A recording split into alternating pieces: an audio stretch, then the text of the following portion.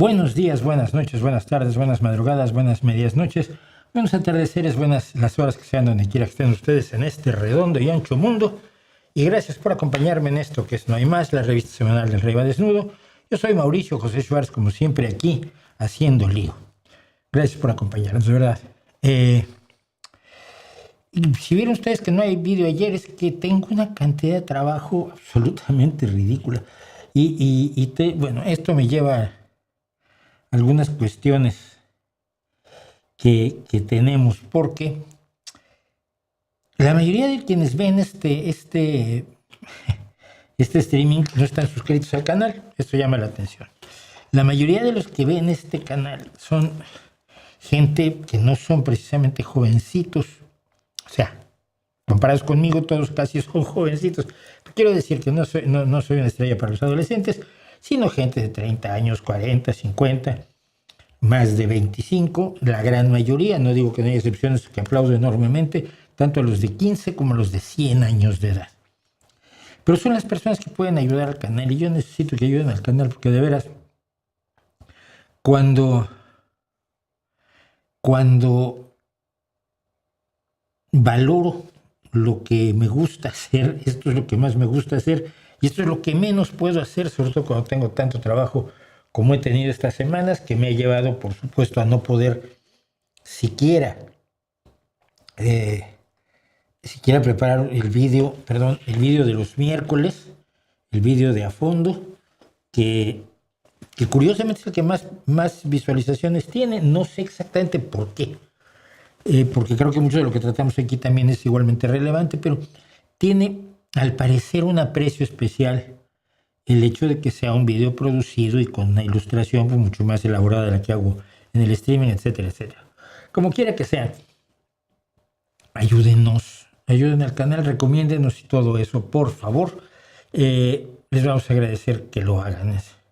Entonces decíamos, ayer no hubo video, lo que he estado haciendo es tengo un montón de segmentos de streamings de los últimos 4 o 5 años que nunca se publicaron y que los he estado publicando, se empezó a publicar ayer y hubo gente que saltó enormemente con algunas cosas que ya pues, son antiguas, pero son intemporales, ¿no? Como el tema de la edad de oro del cine mexicano, que hay gente que está horrorizada, pero bueno.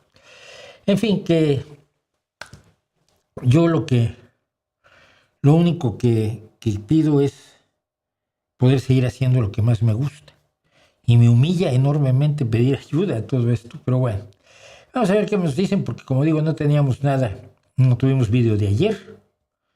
Y lo que tenemos son muchas cosas de las que hablar. Y empiezo con Reistle, que dice: como nubense estoy apesadumbrado por las elecciones, Moreno destrozó la sanidad y la educación, y aún así casi le dan mayoría absoluta. ¿Fallo de la izquierda o vivo rodeado de fachapobres? No. A ver, esto lo tengo previsto en los comentarios, pero igual en los comentarios lo reduzco mucho y lo comentamos ahora. Mira, la gente vota por motivos muy extraños.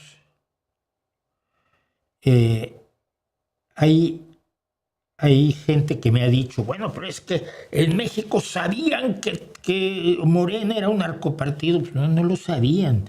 ¿Votaron por la corrupción? No, esperaban acabar con la corrupción. Se les prometió una cosa, se les engañó.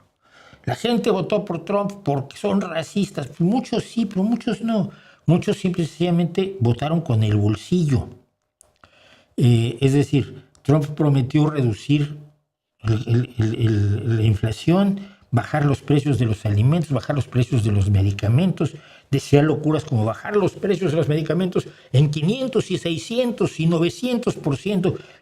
Que algo que cuesta 10 lo reduce 100%, pues vale 0. Si lo reduces 900%, quiere decir que me van a dar 90 por llevármelo.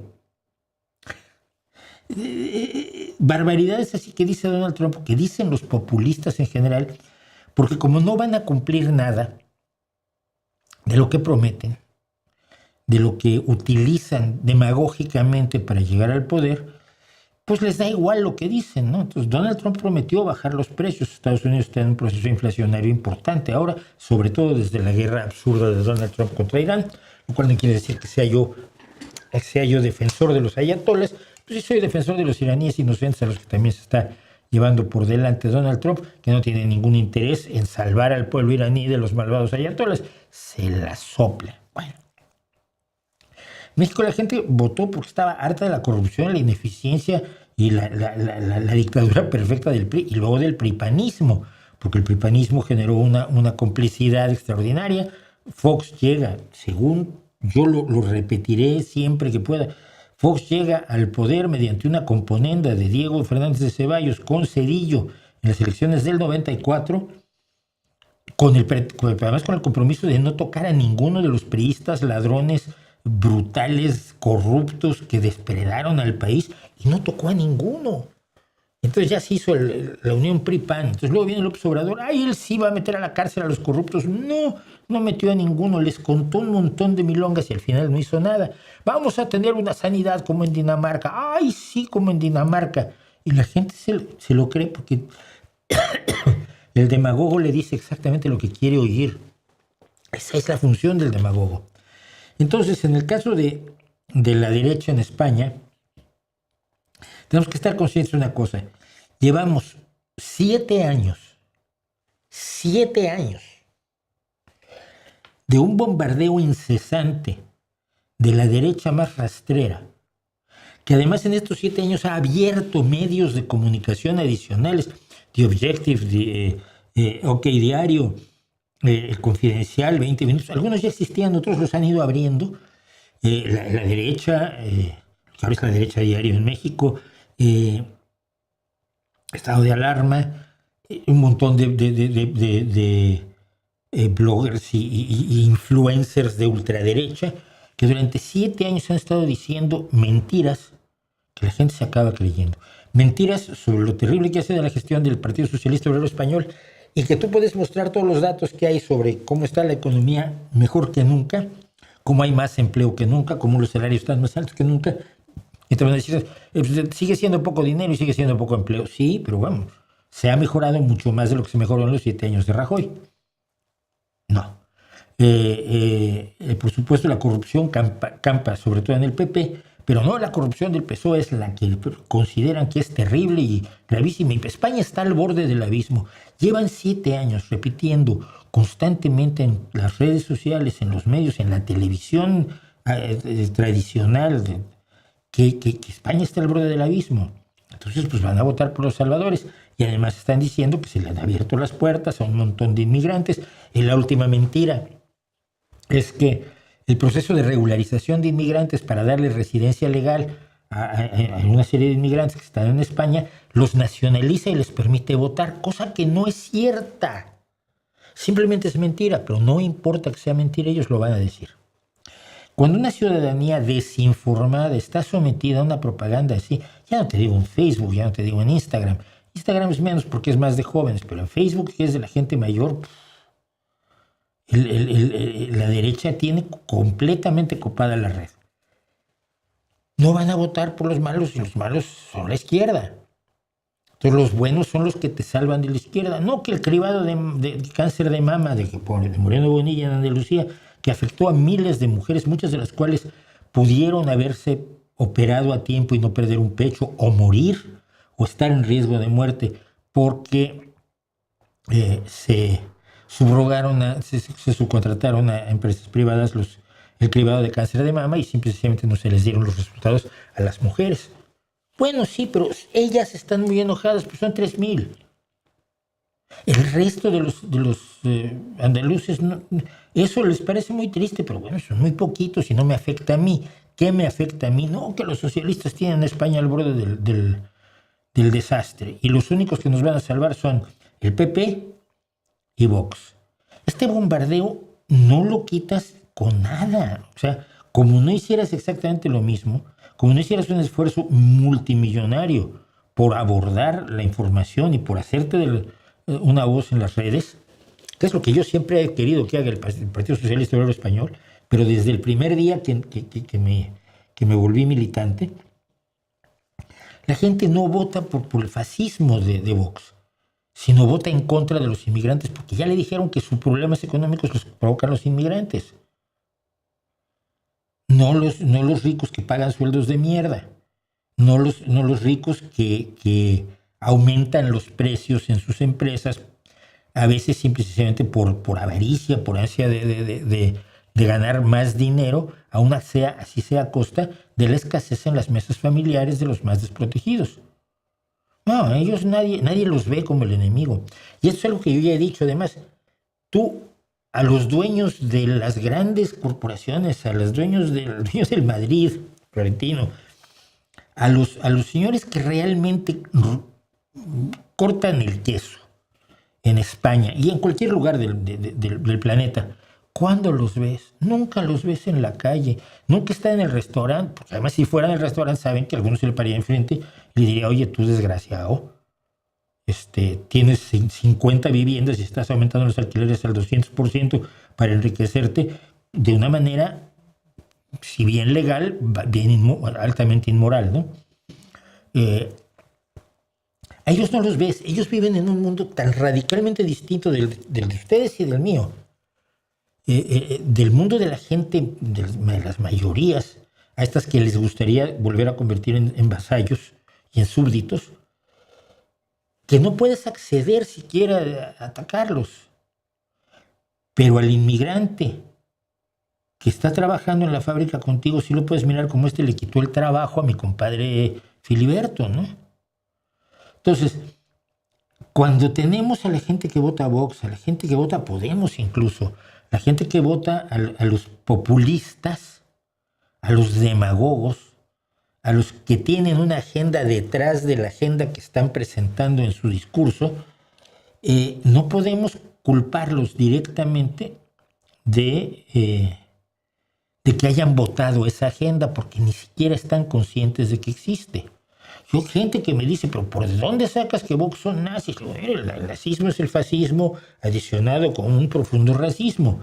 El fascismo es el ultranacionalismo, el militarismo, la exaltación de la patria, la exaltación del liderazgo, la exaltación de la masculinidad en contra de las mujeres, el odio a los homosexuales, a los intersexuales en general, trans, bi, gay, lesbi, lo que quieras, el odio a los pobres. Eso es el nazismo. Fascismo con el racismo, pues ya es nazismo. No, pero si Vox nunca dijo que sean nazis, nomás lo van a decir, tú eres tonto. Entonces, es un fenómeno muy preocupante y al mismo tiempo responsabilidad de cada uno de nosotros. Te voy a decir por qué también. Porque cuando escuchamos al tío Manolo o al vecino Antonio decir alguna burrada sobre Vox, no los confrontamos. Ellos hablan abiertamente y están en la calle gritando, Pedro Sánchez, hijo de... Tú no sales a la calle a gritar, Feijóo, hijo de, o Moreno Bonilla, hijo de, el que ganó las elecciones en Andalucía y que ahora va a gobernar, por cierto, de la mano de Vox, y Vox le impondrá su agenda de odio y su agenda de destrucción del tejido social que ha construido el socialismo, además. No los confrontamos, nos callamos, ¿no? Nos da penita, es que soy socialista, ay, no, es que yo voto al PSOE, pero no le digas a nadie. Vox, nos responsabilizamos del dejar hacer, y esta es una frase, no me acuerdo ahora de quién era, ahora me corrigen ustedes, pero es para que el mal triunfe no es necesario que tú hagas el mal, basta con que el bien no haga nada. Y yo creo que en parte somos responsables de no haber reaccionado ante una derecha enormemente tóxica. Yo estoy prácticamente, no resignado, porque no doy para ello para la resignación, pero estoy prácticamente convencido que el año próximo el PP va a gobernar España junto con Vox. Y que todo el trabajo para entonces 8 años del Partido Socialista, del impulso de la economía, del impulso del empleo, del impulso del salario, del impulso de los derechos de los más desprotegidos, se va a ir minando, se va a ir destruyendo. Y la gente no va a decir nada. Entonces, no son fachapobres forzosamente, algunos lo son, pero la mayoría vota por motivos que son muy distintos a aquellos que nosotros sabemos que mueven a los demagogos y a los populistas. Y así es esto. Dice Santiago Correa Paredes, ¿cuál es la diferencia entre socialdemocracia y socioliberalismo? Es muy fácil, esto alguien lo comentó hace tiempo. Si mira, un socialliberal es un liberal. Al que le da por ser buena onda socialmente, pero no porque sea parte de su proyecto, sino porque considera que es buena onda apoyar ciertas causas progresistas y defender a los desprotegidos. Socialdemócrata es un socialista democrático. Primero que nada es un demócrata. Y segundo, su democracia contempla la idea de tomar el poder para repartirlo y repartirlo hacia los más desprotegidos, pero no por caridad, no por buena onda, por justicia elemental. Entonces la visión de la socialdemocracia siempre es mucho más profunda que la del socioliberalismo, que contemporiza más con el conservadurismo religioso. Por ejemplo, lo más a la izquierda del Partido Demócrata se podría considerar socioliberal, pero siempre van a sonreírle a los aspectos más conservadores de su propia sociedad, como es el caso de la religión, ¿no? En Estados Unidos nadie se atreve a decir que es ateo. No gana elecciones, pero no gana elecciones ni para el perrero municipal, o sea. Entonces, el socioliberalismo es un liberalismo que finalmente defiende sobre todo el liberalismo económico y luego tiene un aspecto social. La socialdemocracia soporta el mercado porque no tiene otra mejor forma de resolver las cosas, porque no parece haberla, pero regula el mercado como no se atreven a hacer los socioliberales. Busca regular el mercado, busca regular la actividad empresarial de manera que se maximicen sus beneficios y se eliminen al máximo sus perjuicios y sus daños y sus vicios. Y al socioliberal eso, primero es el mercado, luego vemos qué hacemos, ¿no? Esa es por lo menos la visión que yo he tenido a lo largo de los años. ¿Qué tal, Mauricio? ¿Realmente los cárteles mexicanos son una amenaza equiparable a Hezbollah o Al Qaeda? No, a ver, Hezbollah y Al Qaeda tienen una motivación religiosa y un objetivo: la implantación de un tipo de gobierno que se someta al Corán y a las tradiciones legislativas musulmanas, incluidas que se concentran o se concretan en la Sharia, que está la legislación musulmana, el Corán, sus comentarios y sus adendos a lo largo de los siglos.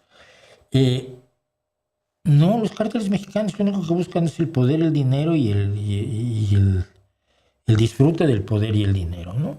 No creo que son amenaza en cuanto a que si tú no estás con ellos, ellos te ven como su enemigo, eso sí, pero creo que son cosas que no tienen comparación. David del Castillo dice, ¿cómo ves lo de Zapatero? Lo veo como lo que es, un tipo que está imputado por motivos reales, dice algo en un programa de la ultraderecha española, el programa de Iker Jiménez. Como dice él, me enorgullece que me llamen facha. Y entonces dice lo que se le ocurre, pues está tratando de salvar el culo. Esto es para empezar. Entonces dice algo, y un grupo que se hace llamar sindicato, que no lo es, que se llama Manos Limpias, presenta una demanda, una acción contra Zapatero y la asume un juez de la ultraderecha. Pues mira, me parece que no tiene ningún sentido, ¿no? Tiene el sentido tiene un sentido propagandístico claro del discurso. Ya viste cómo los socialistas son bien corruptos. Oye, que no se ha demostrado nada, que no hay pruebas, que no hay ninguna evidencia razonable que implique a Zapatero. Esto es una chifladura del juez, como la chifladura contra la esposa del presidente o contra el hermano del presidente. Es que a ella le dieron una cosa por influencia de él, pero sí, él era concejal en Madrid en aquel entonces, tenía menos influencia que yo, hombre. Pero ese tipo de cosas, tú sabes que son basura porque estás informado, pero la mayoría de la gente oye lo que cuentan Telecinco y Antena 3 y Objective y el Huffington Post y y la fachósfera, ¿no? Entonces, yo puedo fiarme en la justicia española en la medida en que si este juez condena, que no veo cómo, si este juez decide acusar y condena, las instancias superiores no creo que se lo puedan tragar. O sea, creo que el recurso será inmediato, ¿no? Pudimos hacerlo con los anteriores responsables del gobierno en Andalucía. El caso Eres fue absolutamente humo. Y al final se demostró que los acusados que pasaron años en la cárcel eran totalmente inocentes. Sí, en niveles superiores se puede confiar, a niveles del juez Peinado, ciertamente que no. Un youtuber, bueno, pero ¿por qué me hablan todo el tiempo del filósofo este? Un youtuber catedrático de literatura coincide conmigo en algunos temas, pero igual le va también al Sporting de Gijón o a las Fever en el baloncesto femenino, ¿qué me importa? Afirma que la democracia en el mundo ha fracasado. Ay, ¿y qué? ¿En qué coño se basa? Es un profesor de literatura de la Universidad de Vigo. Y es una afirmación tan enorme como la democracia ha fracasado. ¡Ay! Todos se asustan. ¿Por qué? ¿Quién coño es? ¿Qué sabe? ¿En qué se basa? ¿Cuáles son los datos que ha aportado para decirnos, mira, la democracia ha fracasado y lo que tiene que venir es la dictadura? O la monarquía. O la autarquía o la cleptocracia. ¿En qué se basa? Se lo saca de allá abajo, como todos los filósofos. Ayer me mandaron un mensaje. ¿Ya viste que Zizek ahora dice que el anticolonialismo, que la decolonización es una bobada fascista? A ver, mira. Yo vengo diciendo que la decolonización, la idea de la descolonización, como la ha manejado el postestructuralismo y por lo tanto la derecha más imbécil, la izquierda más menesterosa, es una tontería que primero que nada pone el acento en el pasado y no en el presente y el futuro. 2, que es profundamente ultranacionalista y por tanto fascista. Y 3, que no tiene ninguna base en la realidad. Es la descolonización, es decir, la España pide perdón por lo que hicieron los españoles en 1521. No puedo, porque yo no soy el español de 1521 y no te lo hicieron a ti tampoco. Todo eso que yo llevo años diciéndolo, ayer lo descubre el filósofo. Y lo dice en una conferencia, porque le pagan sus conferencias. A mí no, yo voy gratis. Y yo lo único que pensé es, ahora me van a venir a decir que la descolonización es fascismo. No por todos los argumentos que yo he dado a lo largo de los años, sino porque lo dijo Zizek y es filósofo. Tócate los plines y los cataplines. No, por favor. Es que es verdaderamente alucinante. Así que no creo que tenga razón nadie que no dé razones para hacer este tipo de afirmaciones. No sé qué tan buenos sean los argumentos de Zizek, porque no pienso oírlo, me aburre enormemente, además es un tipo lleno de tics y sujeto desagradable, da una impresión bastante poco agradable. No que yo no soy ninguna belleza, pero hombre, al menos no me estoy sacando los mocos mientras explico las cosas. Pero no sé cuáles sean sus razonamientos, pero ahora se va a hacer respetable aquello porque lo dijo el filósofo. ¿Tiene razones? Si las tiene, quiero verlas, a ver si son mejores que las mías. Y respecto a este tipo que tú dices, Jesús G. Maestro, que por cierto es vecino aquí de Asturias, según me han dicho, no lo conozco. Pues dime cuáles son sus argumentos, cuáles son los datos que da. Mira, analizando históricamente así las cosas, pues la democracia no funciona. Bueno, ya vamos a analizar los datos que ofreces. No, es que lo dijo porque lo estaban entrevistando en la tele. Pues mira, por favor. Algún rico dijo la lucha de clases existe y nosotros la estamos ganando. Sí, ¿y? Lo dijo un rico. ¡Ay! Ya lo dijo un rico y es una frase. ¿Qué quieres decir con eso? ¿Por qué las clases dominantes lo tienen tan claro mientras algunos pobres votan a la derecha y se niega a la lucha de clases? Primero que nada porque no es una lucha de clases. Es una lucha de posiciones. Hay gente tremendamente repugnante en las clases bajas, racistas, sexistas, golpeadores, malas personas, defensores de la violencia. Y hay gente bastante buena en los espacios de las clases superiores o las clases más acomodadas o más acaudaladas. La lucha no es entre clases.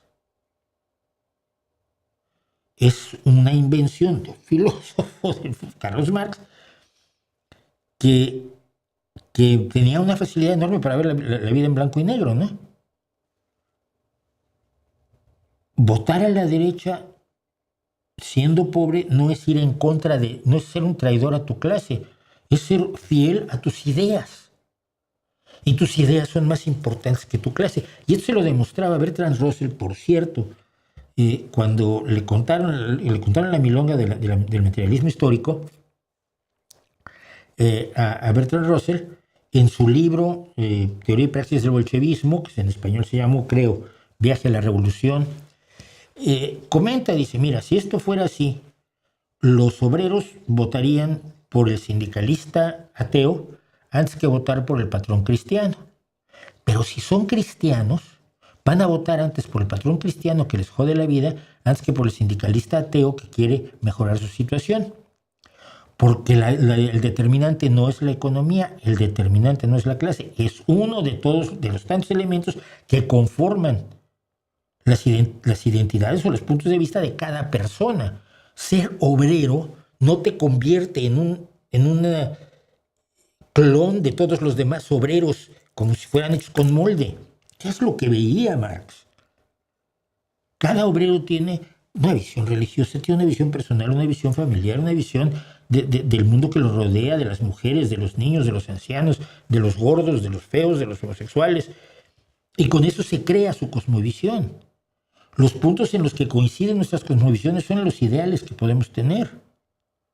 Pero de un pobre machista a un banquero feminista, me quedo con el banquero feminista.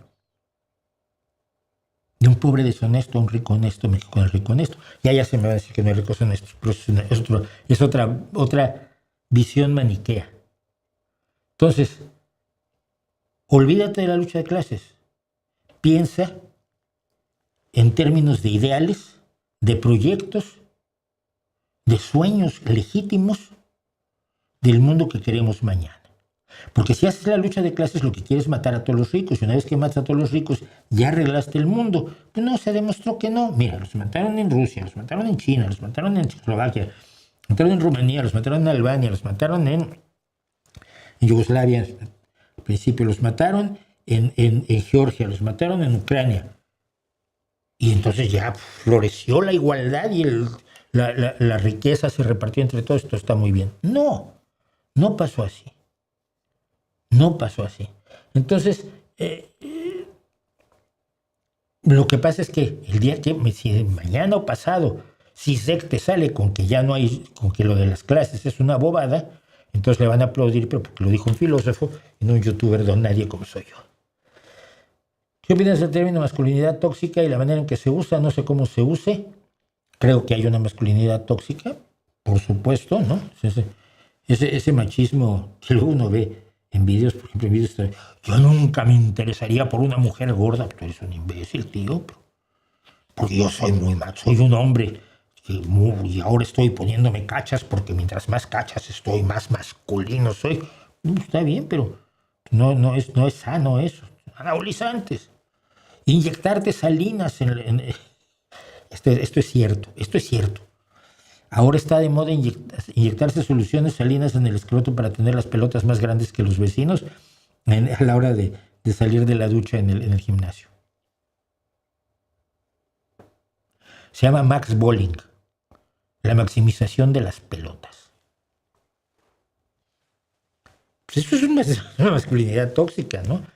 La idea de que las mujeres solo sirven, como la idea de Nick Fuentes que comentamos aquí, de que las mujeres solo sirven para el sexo y solo hay putas y monjas, putas, esposas y monjas, y esas clasificaciones de mujeres, así como Marx clasificando a la humanidad. Es tremendamente tóxico, sí, pero no sé cómo se use o a qué te refieres con cómo se use. Denle like al vídeo, dice Luis Enrique López, tiene razón. El que un reportero sea enviado como corresponsal de guerra es un premio o es un castigo. Es muy raro. Es un premio. Y solo van quienes realmente creen que deben hacerlo. Mira, en la guerra de Nicaragua, El Salvador, no me acuerdo ya. ¿Cuándo cayó? ¿Cuándo cayó Managua? Caída de Managua.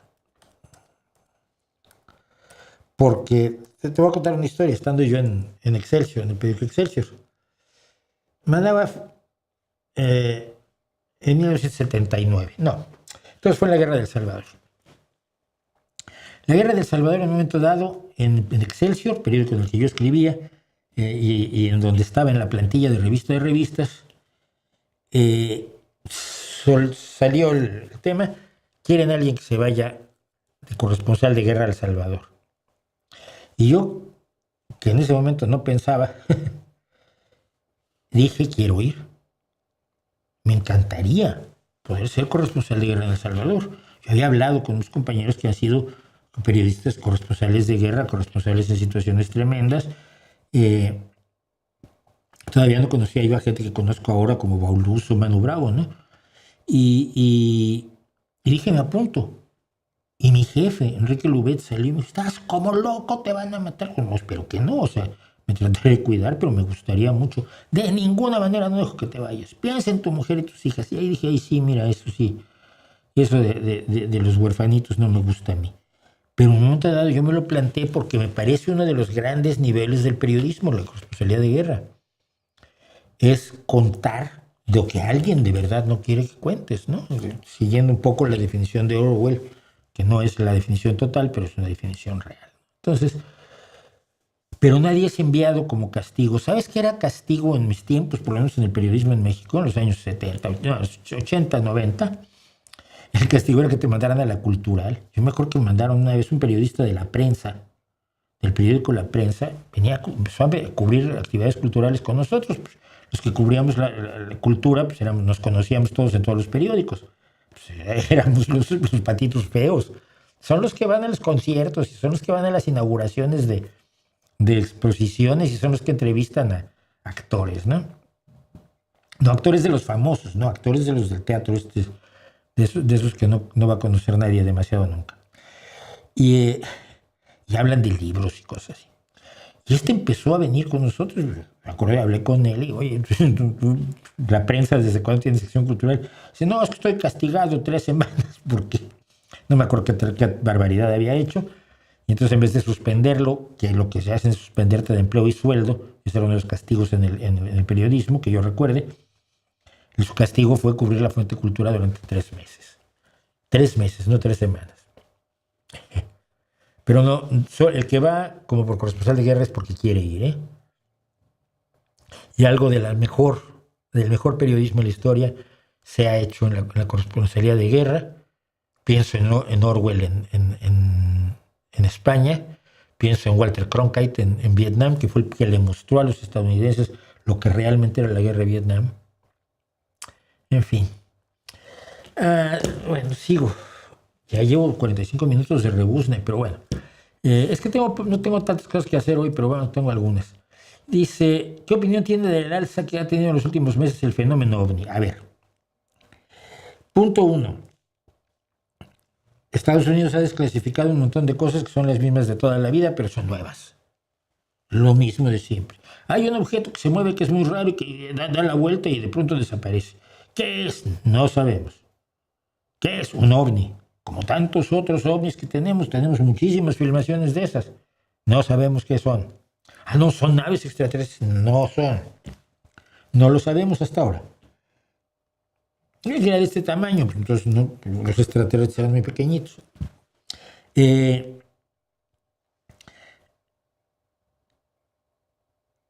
Por otro lado, Steven Spielberg va a sacar una película sobre el contacto extraterrestre. La última vez que lo hizo fue Encuentros cercanos del tercer tipo. Y a partir de que estrenó la película, pues desde antes que la estrenara, pero a partir de que estrenó Encuentros cercanos del tercer tipo, una gran película cuya premisa es aceptable en la ciencia ficción. Se desató una fiebre de contactados. Yo tuve que lidiar con parte de ello como periodista. Pues se desató una locura de contactados, y eso está pasando ahora con la nueva película de Spielberg, que afirma además en las entrevistas que él no está seguro, pero tiene dudas, ¿no? Y le gustaría mucho que vinieran los extraterrestres. Pues sí, a mí también me gustaría que existieran las hadas, me gustaría que existieran los duendes y los dragones, y tener uno, e irme con la madre de dragones a dar la vuelta por los mares de Grecia, ¿no? Volando entre los dragones. Pero es una alucinación que sé que no se va a hacer realidad. Acabo de ver una entrevista con Spielberg, precisamente, donde él está en esa onda de que pues, a él siempre le gustó. Su primera obra de jovencito de 8 milímetros fue una obra de contactos extraterrestres. Entonces, con la película de Spielberg van a venir miles de personas a decir que están en contacto con los extraterrestres. Y las pruebas que van a ofrecer son exactamente las mismas que han ofrecido hasta ahora. Ninguna. Absolutamente ninguna. J.D. Vance, el vicepresidente de Estados Unidos, dice que en realidad no son extraterrestres, son demonios, cosa que también cree el secretario de Guerra, Pete Hegseth. No sé qué opinión tenga Donald Trump, si tengo opinión al respecto de esto o no. Obama el otro día hizo un chiste al respecto de cuando fue presidente. No te voy a decir la verdad, jejeje. Y Obama es un cachondo, pero el resultado que deja es que mucha gente dice, uy, ya nos vamos a encontrar con los extraterrestres. Ahora sí va a revelarse. Revelación, creo que se llama la película de Spielberg, ¿no? Va a ser el momento de la revelación, va a ser este año, cuando el gobierno de Estados Unidos nos va a decir que está en contacto con los extraterrestres. Y entonces tú vas a decir, los extraterrestres son unos hijos de puta, porque mira que dejar que Donald Trump sea el presidente significa que a ustedes les importa poco lo que le pase a este mundo, ¿no? Y una, como tantas otras tragedias que hay, que si se le apelan a los extraterrestres, pues no es para que a mí me interesen los extraterrestres. Pero es un fenómeno psicológico, siempre ha sido un fenómeno psicosociológico. En la charla que di sobre 80 años de cuentos voladores, puedes ver cómo se desarrolla psicológicamente el movimiento, sociopsicológicamente el movimiento, cómo los acontecimientos alrededor de la sociedad, de la historia, de la vida cotidiana, van moldeando el mito, como moldean todos los mitos. Y cómo el mito fue creciendo, y cómo de ver platillos volantes, a ver cigarros volantes, a ver bichos de las formas más raras imaginables, a luego pues, ya ponerse en contacto telepático con ellos, luego te los encuentras, luego te vas con ellos de viaje en la nave espacial, luego haces el amor con ellos, luego tienes hijos con ellos, luego tienen un mensaje de paz y amor y ecología. Y ahí más o menos fue cuando se agotó el asunto. Pero cuando se unió el misticismo con el fenómeno ovni, ¿no? Que a mí me tocó ser testigo de todo eso, primero como periodista y luego como escéptico, ¿no? Entonces, lo que veo es eso, veo las condiciones sociales para que esto crezca. Martín Minda manda un superchat, dice, gracias por tanto, perdón por tan poco, no, pues está poco es nada. Digo, poco no es nada, nada se puede considerar poco. Bueno, vamos a hacer esto, porque Demócrito no tenía razón, pero es una cosa que alguien, un señor de los que nos da su nombre, Archibaldo N7K, y que tiene como avatar una foto de Nietzsche, el filósofo sifilítico, me comenta, bueno, al menos Demócrito fue reivindicado 2000 años después. Y yo digo, no es así. Como le dije no y lo comento el jueves, entonces empezó a escribir cositas chistosas, un montón, empezó a bombardear el asunto, tuve que borrarle un montón de mensajes. Archibaldo, contrólate. Pero bueno, estarás aquí porque te interesará esto, ¿verdad? Mira. Demócrito de Abdera y otros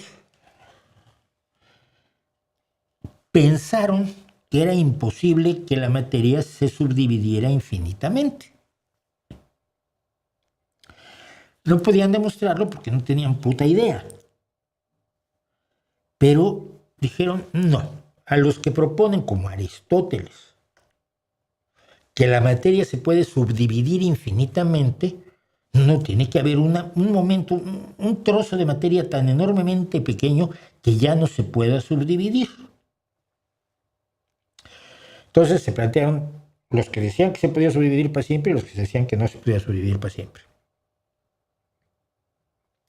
¿En qué se basaban? En nada. Unos tenían que les parecía más coherente una idea, a los otros les parecía más lógica la otra, y bueno, ahí se lanzaron 2000 años de discusión. El que tú en un debate con dos posiciones enfrentadas asumas una sin razón, no te va a dar la razón cuando esa posición se demuestre que es la correcta, que además no se demostró, fíjate, qué curioso. Pasaron los siglos, muchos, y el debate seguía. ¿Se puede subdividir eternamente la materia o no se puede subdividir eternamente la materia? Y pocos decían, no lo sabemos, ¿qué tal que lo averiguamos? En 1804, un químico llamado John Dalton estuvo midiendo con muchísimo cuidado, con una paciencia absolutamente admirable, la masa de los reactivos y productos de una reacción química. Y su conclusión fue que las sustancias estaban compuestas de partículas esféricas idénticas para cada elemento, pero diferentes de un elemento de otro. Había unas bolitas de hidrógeno y otras bolitas de oxígeno y otras bolitas de plomo y otras bolitas de boro y de cloro y de hierro y de azufre y de lo que tú quieras. De todos los elementos, por lo menos los primeros 96 de la tabla periódica. Y dijo, bueno, pues estas bolitas, ¿cómo le decía el Demócrito ese que pues les vamos a poner átomos? Pero no es porque él estuviera pensando, Demócrito tenía razón y yo lo voy a demostrar, porque claro, Demócrito era maravilloso y su filosofía indicó el camino. Nada de eso es cierto. Estas son historias que se cuentan los filósofos porque les tranquilizan, les ayudan para dormir, como los niños que necesitan a veces que les canten una canción de cuna, ¿no? Ay, Demócrito tuvo razón y fue reivindicado. Ay, Demócrito, duerme, nene. Bueno, no fue así. El problema, por cierto, tengo la foto de John Dalton, con lo guapo que es, hombre. Guapo no es, pero tiene un estilo. Este es John Dalton el que decidió que a esos que yo imaginaba pequeñas esferas se iban a llamar átomos, como aquella cosa que había dicho Demócrito, que no es un concepto original, es átomos, no se puede cortar. No tiene nada que ver con el atomismo, por cierto. De átomos, los tomos que se usan para cortar. Bueno, algo que no se puede cortar es un átomo. Bueno, y John Dalton hizo una propuesta sobre cómo era la estructura de estas partículas esféricas de cada elemento. Y vinieron así una serie de estudios cada vez más profundos, cada vez más precisos, cada vez más cuidadosos por distintos físicos y químicos que fueron determinando que los elementos los átomos no eran esferitas, sino que, decía Thomson, eran como un pastel, ¿no? Pastel positivo y los electrones están encastados así como cerezas, como ciruelas adentro de un bizcocho, están los electrones. Y luego vino, no me acuerdo quién fue el otro, que dijo, no, esto es como en los planetas, está el núcleo del centro con los protones, pero parece que alrededor los electrones están dando vueltas como los planetas alrededor del mundo. La teoría planetaria, así como no hay cuáles. No es así, están bailando a su manera de distintas formas, hasta que llegamos a la concepción que tenemos actualmente de que los electrones aparecen y desaparecen dentro de nubes de probabilidades alrededor del núcleo. Pero por lo tanto, el átomo no es átomo. Porque tú puedes separar un átomo en neutrones, en electrones, en positrones, y luego tienes antimateria, y luego tienes las partículas elementales, que son los quarks, que ya los quarks y los bosones podrías decir que son átomos, pero no son átomos como se los imaginaba el pobrecito de Demócrito. Porque en realidad lo que llamamos átomos son divisibles. La fisión nuclear es un fenómeno que conocemos bien, no solo porque nos da electricidad, sino porque sirve para hacer bombas, ¿no? La fisión nuclear implica la separación de átomos en compuestos, en elementos menos pesados. Y todo esto está tan lejos de Demócrito como un Fórmula 1 está del burro de mi bisabuelo. No está reivindicado en ningún momento dado Demócrito por el hecho de que se haya desarrollado una teoría a la que le pusieron atómica porque el nombre ya estaba allí, pero que no tuvo las ideas de Demócrito de Abdera y de los que estaban con él, no tuvo influencia alguna en el desarrollo de la teoría atómica de Dalton hasta hoy. Ninguna. Yo sé que los filósofos creen que los físicos y los químicos fueron a preguntarles, ¡ay, qué hacemos! Y entonces los filósofos les dijeron, ve por allí. Y ellos fueron y, ya ves la ciencia, sí, pero la ciencia es inexacta, la filosofía es perfecta. Y ese tipo de cosas que, como digo, les ayuda a dormir. Demócrito, en ese sentido, y por inteligente que haya sido, una especulación más o menos razonable o más o menos defendible en su momento, por mera lógica, no se puede dividir todo infinitamente, no quiere decir que tuviera razón respecto a la realidad que conocemos hoy. ¿Ok? A ver si con eso se calman.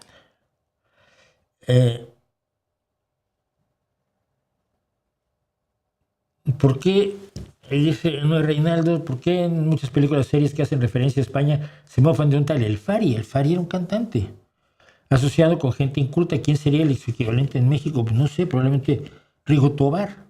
El Fari es un cantante popularísimo y un buen tipo, además, por hasta donde yo tengo entendido. Pero hacía música popular y no era un hombre extremadamente culto, ¿no? Te voy a decir además quién era concretamente.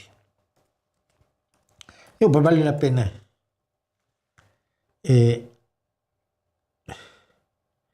El Fari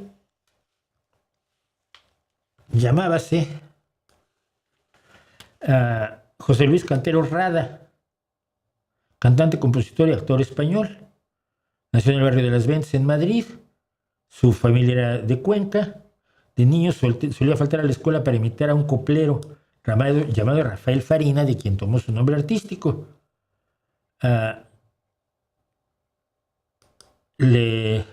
Tuvo éxito después de trabajar como jardinero, camarero y taxista para reunir dinero para grabar sus primeras canciones. Era lo que se llama un artista independiente hoy, ¿no? A los 13 años empezó a trabajar en un bar, lo que dejó para repartir fruta a domicilio. Fue jardinero. Historias de músicos como que ahora son más difíciles porque necesitas dinero para ser músico, ¿no?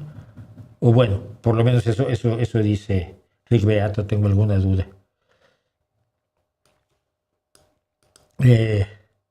Y desde 1967 hasta 2005 fue un músico cantante extraordinario y un buen cantante de copla, yo lo recuerdo, y actor, ¿no? Entonces, pues sería eso, ¿no? Rigo Tobar o alguien así, pero yo creo que es una denigración además injusta, ¿no? Ya me tocó el Fari como cantante aquí en España y podría hablar de Mike Oldfield poco, no sé mucho de. Ed Hunter, creo que sí ya lo ha comentado. Dice, gracias por tus videos de filosofía, siempre estaré agradecido porque gracias a tu primer video de 2018, fíjense, ya llevo 8 años en esta pelea, dejé esa carrera, actualmente estudio matemáticas aplicadas, saludos, bien. ¿En qué ciudades de Estados Unidos te gustaría vivir y en cuáles no? En mi caso, las ciudades del estado de Maine siempre me han llamado la atención. En este momento, en absolutamente ninguna. Pero ni aunque me lleven atado. Mis gustos personales me llevarían a Nueva York o a San Francisco. San Francisco porque tiene una vida cultural extraordinaria y Nueva York porque los estadounidenses creen que es una ciudad de Estados Unidos, pero yo creo que es una ciudad mundial, ¿no? Pero no viviría yo en Estados Unidos. No me sentiría yo a gusto nunca en Estados Unidos. Me sentiría más a gusto en Londres, en París, en Roma, en Vancouver. Vancouver me parece una ciudad maravillosa. Pero así, como en este momento yo no vivía en México ni en Estados Unidos, fíjate.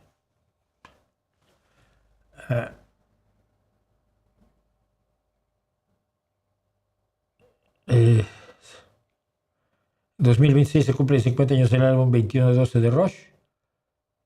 Usted coincide muchísimo con Antonio Escotado. ¿Ha visto algunas de sus conferencias? No. Pero te voy a decir por qué no coincido con Antonio Escotado. Yo nunca he consumido drogas.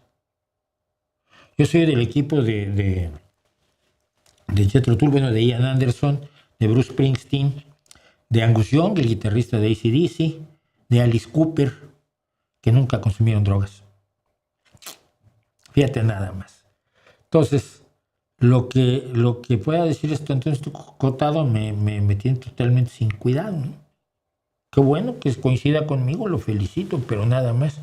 No puedes decir que mis ideas adquieren relevancia, importancia o credibilidad porque coinciden con las de un filósofo. Es que no me jodas.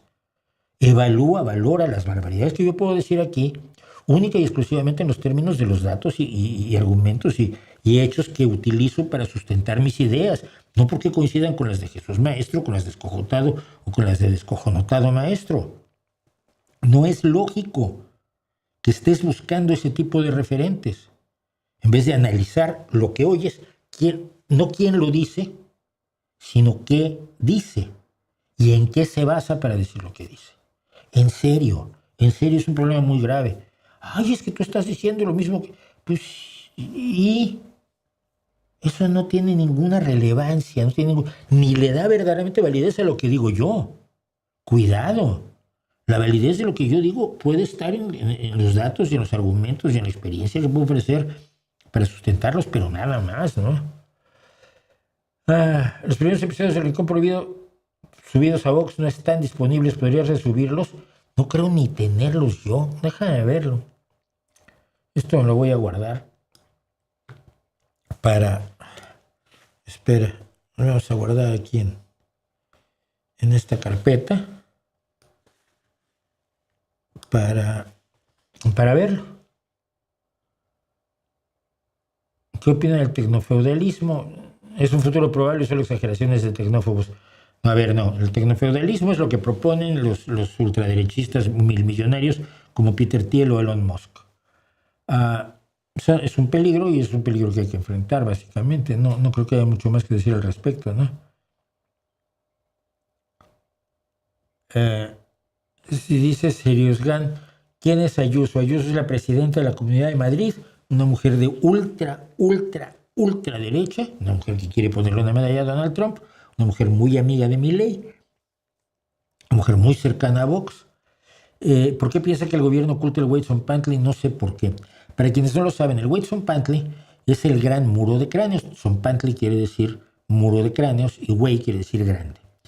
Los sacrificios, los sacrificados en los sacrificios humanos del Imperio Mexica, concretamente en México Tenochtitlán, lo que es hoy la Ciudad de México, en el Templo Mayor, que está junto al Palacio Nacional y a la Catedral Metropolitana, ahí están los restos del Templo Mayor, y abajo del Templo Mayor había un Zone-Pantley, un muro de cráneos, que se ponían como cuentas en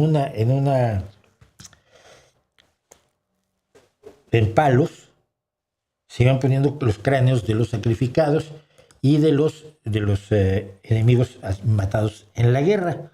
Déjenme ver si encuentro un Zone-Pantley. Es un hecho. No es... decir, sabemos cómo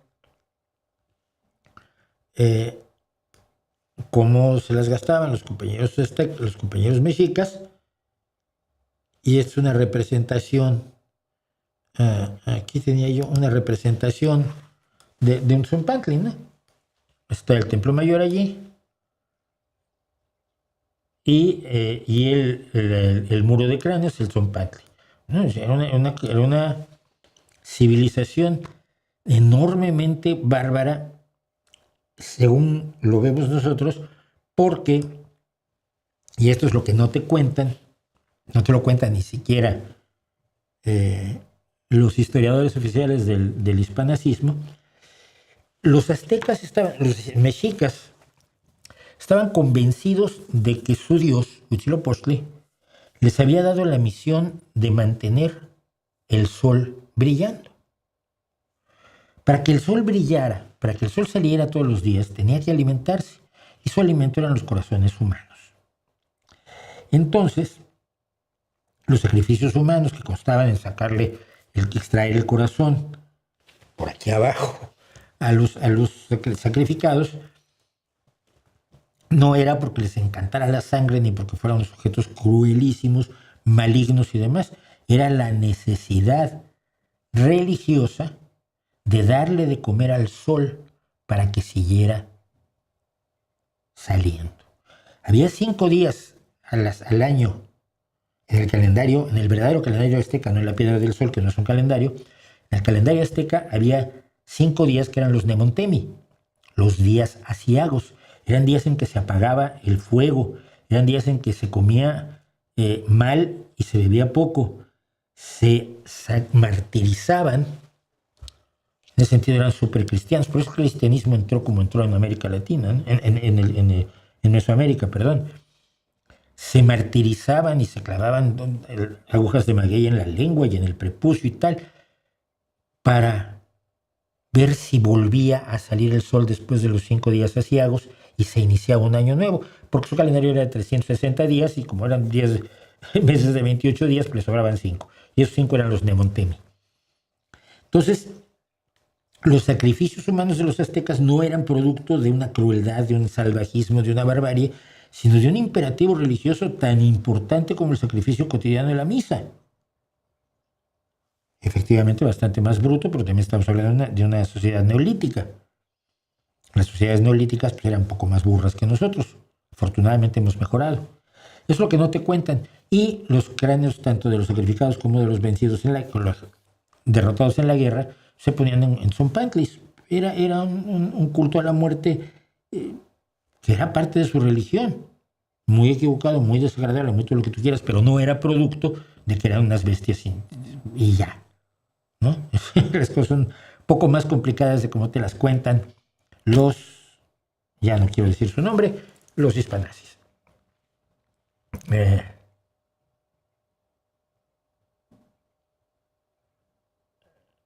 No sé qué pasa en Bolivia, lo siento.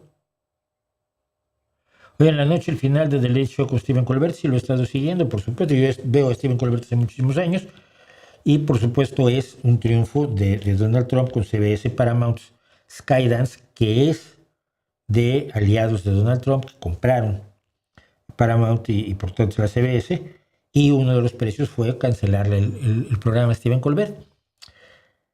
Así es, y lo que está pasando, vamos a ver lo que está pasando con Donald Trump, enriquecimiento y golpe de Estado. Una cosa que no había yo puesto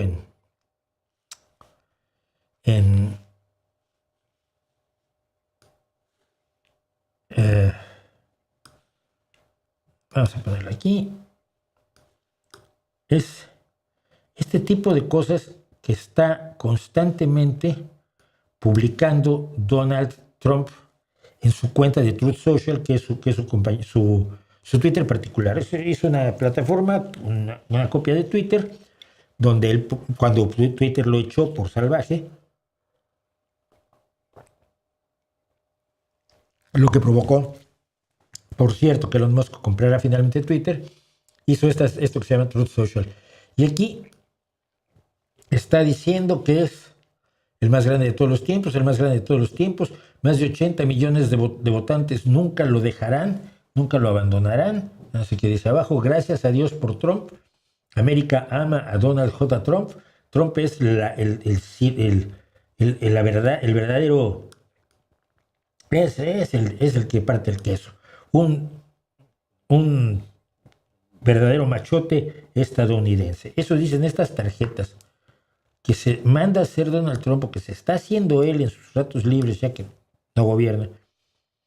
Se está haciendo estas cosas para decirse a sí mismo que es muy grande, que es maravilloso, que es estupendo, que es glorioso.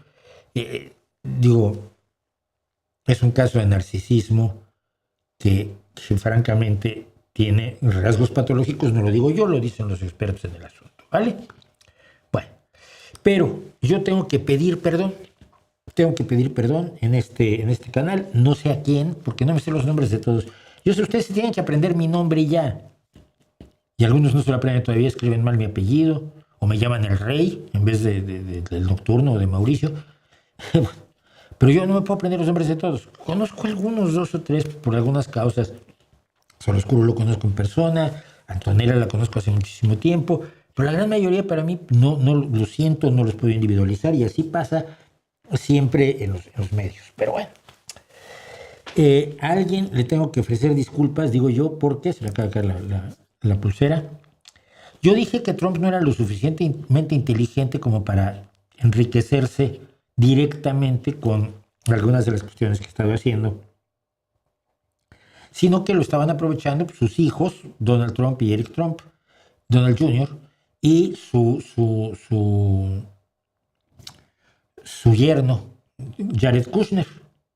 Por cierto, hay unos vídeos maravillosos de la gente MAGA, de la gente del movimiento de Donald Trump de Make America Great Again, cuando se enteran que la hija y los nietos de Donald Trump son judíos, porque para casarse con Jared Kushner, Ivanka Trump se tuvo que convertir al judaísmo y sus hijos están siendo criados dentro del judaísmo.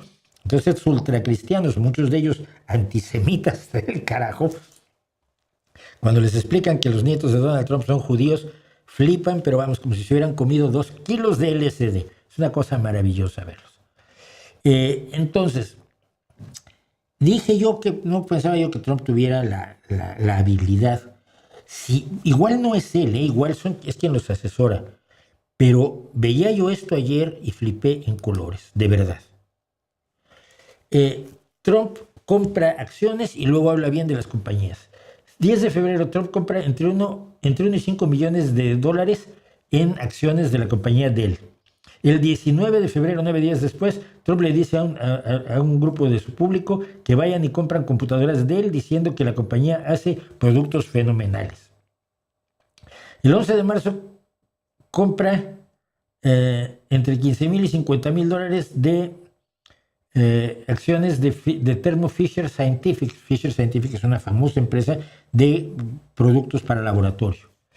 El 11 de marzo, ese mismo día, Trump dice que Thermo Fisher Scientific visita las instalaciones de Thermo Fisher Scientific, elogia a Thermo Fisher Scientific como una compañía increíble y anima a las compañías farmacéuticas a asociarse con esta empresa. 25 de marzo compra entre 50,000 y 100,000 dólares de acciones de Micron. Y el 26 de marzo llama a Fox News para decir que se acaba de reunir con el presidente y director general de Micron y que Micron es una de las compañías más maravillosas que hay. Todo esto lo saqué de Morning Joe, que es una emisión que, por cierto, era de 2 personas que eran trumpistas.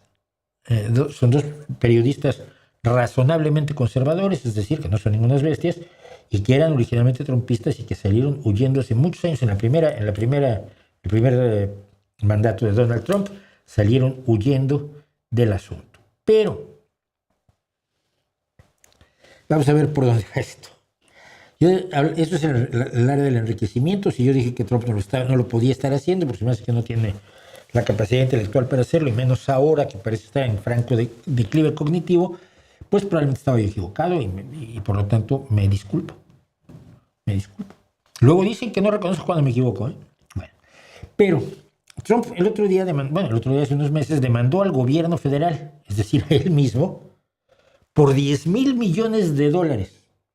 10,000 millones de dólares, basándose en que un contratista del servicio fiscal del IRS filtró sus declaraciones de impuestos de 2016 y 2017. Este contratista filtró cientos de miles de declaraciones de impuestos, entre ellas las de Donald Trump. Y en ellas se veía algo que yo he comentado aquí. ¿Cuál es el verdadero problema? Los que dicen, ¡ay, la desigualdad! No. Es que Donald Trump pagó $750 de impuestos en 2016. 750, no 750,000, no. $750 en 2016 y otros $750 en 2017. Yo pagué más impuestos en 2016 y 2017 que Donald Trump, aquí en España. Mucho más. ¿Ok?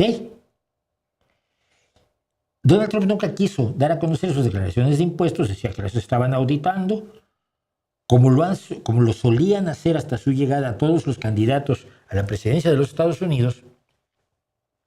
Siempre lo hacían porque era una forma de ganarse la confianza de los contribuyentes. Oye, tú eres contribuyente, quiero que votes por mí, déjame demostrarte que yo soy un contribuyente al corriente con mis declaraciones de impuestos. Pero como se filtraron estos y quedó como quedó, a la gente no le importó enterarse que uno de los hombres más ricos y además presidente de los Estados Unidos había evadido impuestos a un nivel tan ridículo. Y entonces él pues demandó al gobierno federal por 10,000 millones por este daño moral que sufrió, ¿verdad? Y entonces, bueno, pues pasa el tiempo, el Departamento de Justicia, él tiene una persona del Departamento de Justicia que al final no le resulta del todo confiable, la echa, ya ni me acuerdo cómo se llama, una tía rubia, y pone a un señor que se llama Tom Blanche, que está de interino. Era su abogado personal. Entonces, Donald Trump llega a un acuerdo con el Departamento de Justicia, que depende de él, encabezado por el que fue su abogado personal, Tom Blanche, para no seguir adelante con esta demanda por 10,000 millones de dólares, le entreguen 1,760 y tantos millones de dólares, 1,800 millones de dólares, para que él los utilice para hacer reparaciones contra quienes fueron víctimas de Joe Biden. ¿Y quiénes fueron las víctimas de Joe Biden? Bueno, fundamentalmente los 1,600 personas más o menos que fueron procesados por la insurrección del 6 de enero de 2021, la entrada a saco al Capitolio, el romperle la cara a un montón de policías, el embadurnar con heces fecales y orinarse dentro del Capitolio, tratar de colgar al vicepresidente Pence, que no quiso participar en el golpe de Estado del 6 de enero, negándose a certificar la elección de Joe Biden, cosa que Donald Trump no ha perdonado, y estas personas que verdaderamente intentaron dar un golpe de Estado, pues a lo largo de los 4 años siguientes, entre 2021 y 2025, fueron procesados y muchos de ellos encarcelados por las barbaridades que cometieron y que en el vídeo vimos todos los que vimos los vídeos del 6 de enero. Bueno, pues para Donald Trump estas personas fueron maltratadas, fueron weaponizados, o sea, convertidos en armas en contra de él, y por lo tanto pues les va a dar reparaciones. Es difícil que el dinero llegue a ellos, sobre todo porque nadie lo va a fiscalizar. La única persona que puede decidir qué se hace con ese dinero, adivinen quién es: Donald Trump. El acuerdo dice específicamente que ese dinero no se puede fiscalizar. Y así lo firmó el encargado del despacho del Departamento de Justicia, Tom Blanche, abogado personal de Donald Trump. Pero además el acuerdo establece que el Departamento de Justicia ya nunca jamás durante el resto de la historia de la humanidad y mientras en los siguientes 5,000 millones de años hasta que el sol se coma a la Tierra al crecer y convirtiéndose en una gigante roja, nunca va a poder hacer ninguna investigación sobre evasión fiscal de Trump o de su familia, haya ocurrido en el pasado, esté ocurriendo en el presente o vaya a ocurrir en el futuro. El Departamento de Justicia le da impunidad fiscal absoluta a Donald Trump y a su familia. Y esto está pasando. Y lo más asombroso, a mí, por lo menos lo que a mí me deja absolutamente asombrado, es que no esté saliendo la gente a las calles a armar un pifostio del demonio. ¿Y cómo es posible que un presidente se esté dando atribuciones que antes correspondían únicamente a los reyes?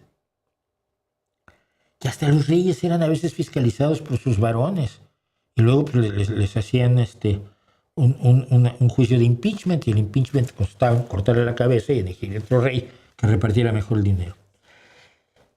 Cuando la gente se pregunta cómo llegó Hitler al poder y cómo los alemanes fueron tragando con todo, tienen que ver lo que está pasando en Estados Unidos. Están tragando absolutamente con todo, salvo unos cuantos que están llevando, por supuesto, la peor parte. Están siendo víctimas de venganzas cuando no les disparan los agentes del grupo terrorista paramilitar de Donald Trump, que es ICE, y los encierra en campos de concentración de donde no van a salir, probablemente nunca. O van a ser enviados, como una mujer colombiana que salió esta semana en un diario que a mí me dejaba helado, una colombiana que fue deportada por estar ilegalmente en los Estados Unidos, fue deportada a la República Democrática del Congo, donde no estuvo nunca, donde no conocía a nadie, donde no sabe ni el idioma, porque así lo decide Donald Trump. Y está colando, y están dejando en Estados Unidos que pase. Y es a lo que apuesta, debo decirlo, la ultraderecha en todo el mundo. Y a mí no me importa lo que pueda decir un profe de literatura.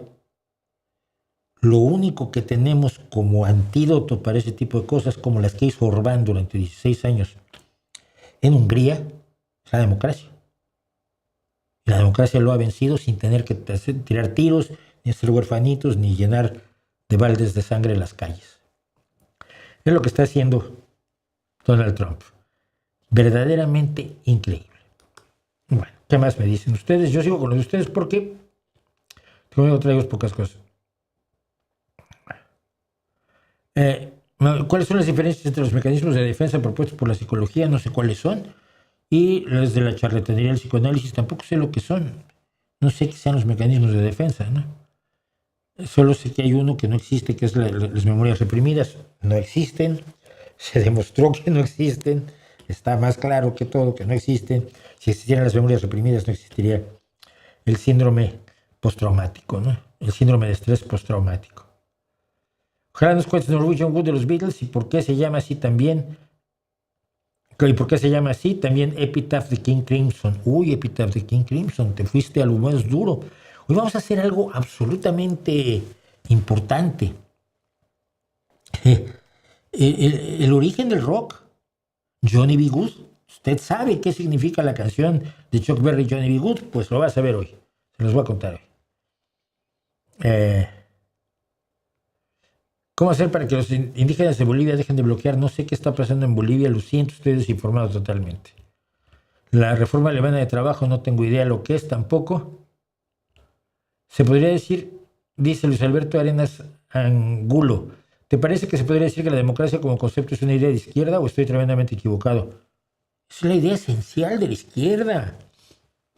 El momento que dices que todos los individuos de una sociedad son iguales y por lo tanto todos pueden participar de igual manera en la elección de las autoridades y en la toma de decisiones de la política de su país, de su ciudad, de su pueblo, de su región, estás rompiendo con toda la tradición de miles de años del elitismo, la aristocracia, los reyes y demás.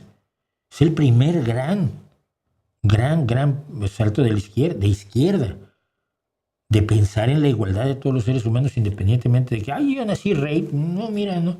No, mira, sí tengo la sangre azul, a ver, déjame cortar un poco, no, mira, la tienes igual de roja. Sí, pues que el marxismo sobre todo quiso superar a la ilustración sin haberla concretizado, sin que se concretizaran los ideales primero de la ilustración y se estabilizaran. Entonces se ha tenido que luchar contra una derecha monárquica y aristocrática y que desea, lo vuelvo a repetir, que todos nosotros volvamos a ser vasallos y súbditos, con la cabecita baja y diciendo, sí, mi amo, no mi amo, sí, sí, señor, mi señor, mi señor. Y una izquierda que considera que la democracia es basura, porque lo mejor es la dictadura. Pues entre esas dos dictaduras se ubica una izquierda razonable y se ubican los ideales de la ilustración, ¿no? Los principales ideales de la ilustración.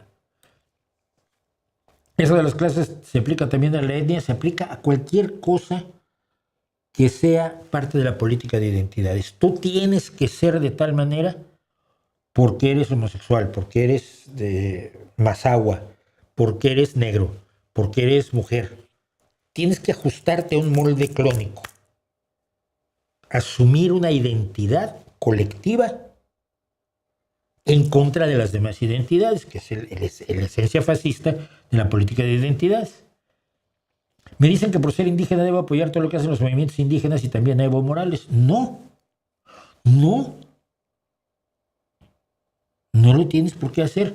Si tú, como indígena, tienes una visión del mundo distinta de otro indígena, te tienes que regir por la visión del mundo que tienes tú. Y si Evo Morales, siendo indígena, es un sujeto que tiene por lo menos acusaciones graves, que sería bueno que se enfrentara en un tribunal, no lo vas a defender solo porque es. Esto lo ha hecho la izquierda muchas veces. Ay, como la Unión Soviética es de izquierda, entonces vamos a callarnos lo de los gulags. Y como Mao Zedong es de izquierda, vamos a callarnos el gran salto adelante con sus millones y millones de muertos de hambre, y vamos a callarnos la revolución cultural. Y como Ceausescu es de izquierda, pues vamos a callarnos los orfanatos y su locura. Porque Ceausescu era como Elon Musk, decía que había que hacer montones de niños, y entonces pues, en pocos lugares estuvo tan prohibido el aborto como en Rumania. Y se daban premios a las mujeres que lanzaban hijos al mundo como ametralladoras. Y luego cuando cayó Ceausescu y vimos los orfanatos que había, porque claro, cuando nacían niños discapacitados, nadie los quería y acababan en unas condiciones. Los orfanatos de Rumanía son uno de los espectáculos más escalofriantes que yo vi en mi vida.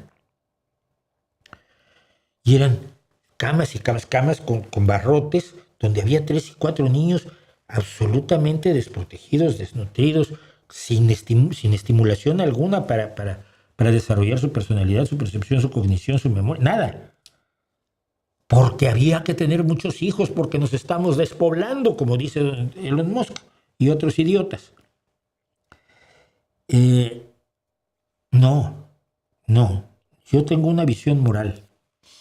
Yo creo que la igualdad es fundamental, aceptar la igualdad. Si vienes a defender la desigualdad, puede ser de izquierda, puede ser español, mexicano, culé, irle al Barça, irle a las Fever en fútbol, en baloncesto femenino. Te pueden gustar muchísimo los Beatles, muchísimo, casi tanto como a mí. Pero tú crees en la injusticia, crees en la desigualdad, crees en el sexismo, el racismo, alguna cuestión así, pues voy a estar en contra tuya. Porque lo esencial son los principios. Por eso se llaman principios. Y es por lo que yo estoy siempre he estado en contra de la política de identidades.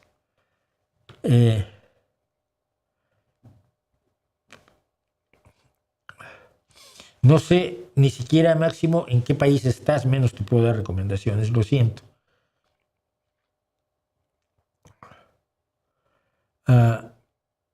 Bueno, está bien. ¿Es en serio lo que se inyectan las pelotas?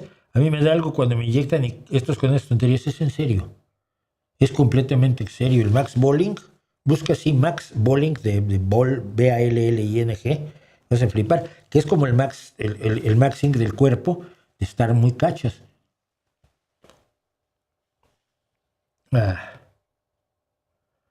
¿Qué crees que vaya a pasar ahora que el gobierno de Estados Unidos levantó cargos contra Raúl Castro? Nada, salvo que desean atacar a Cuba, que no lo veo imposible, ¿no? Me parecería muy mal, y no porque defienda yo al régimen cubano, al cual me he opuesto durante los últimos 30 años o 40 o más.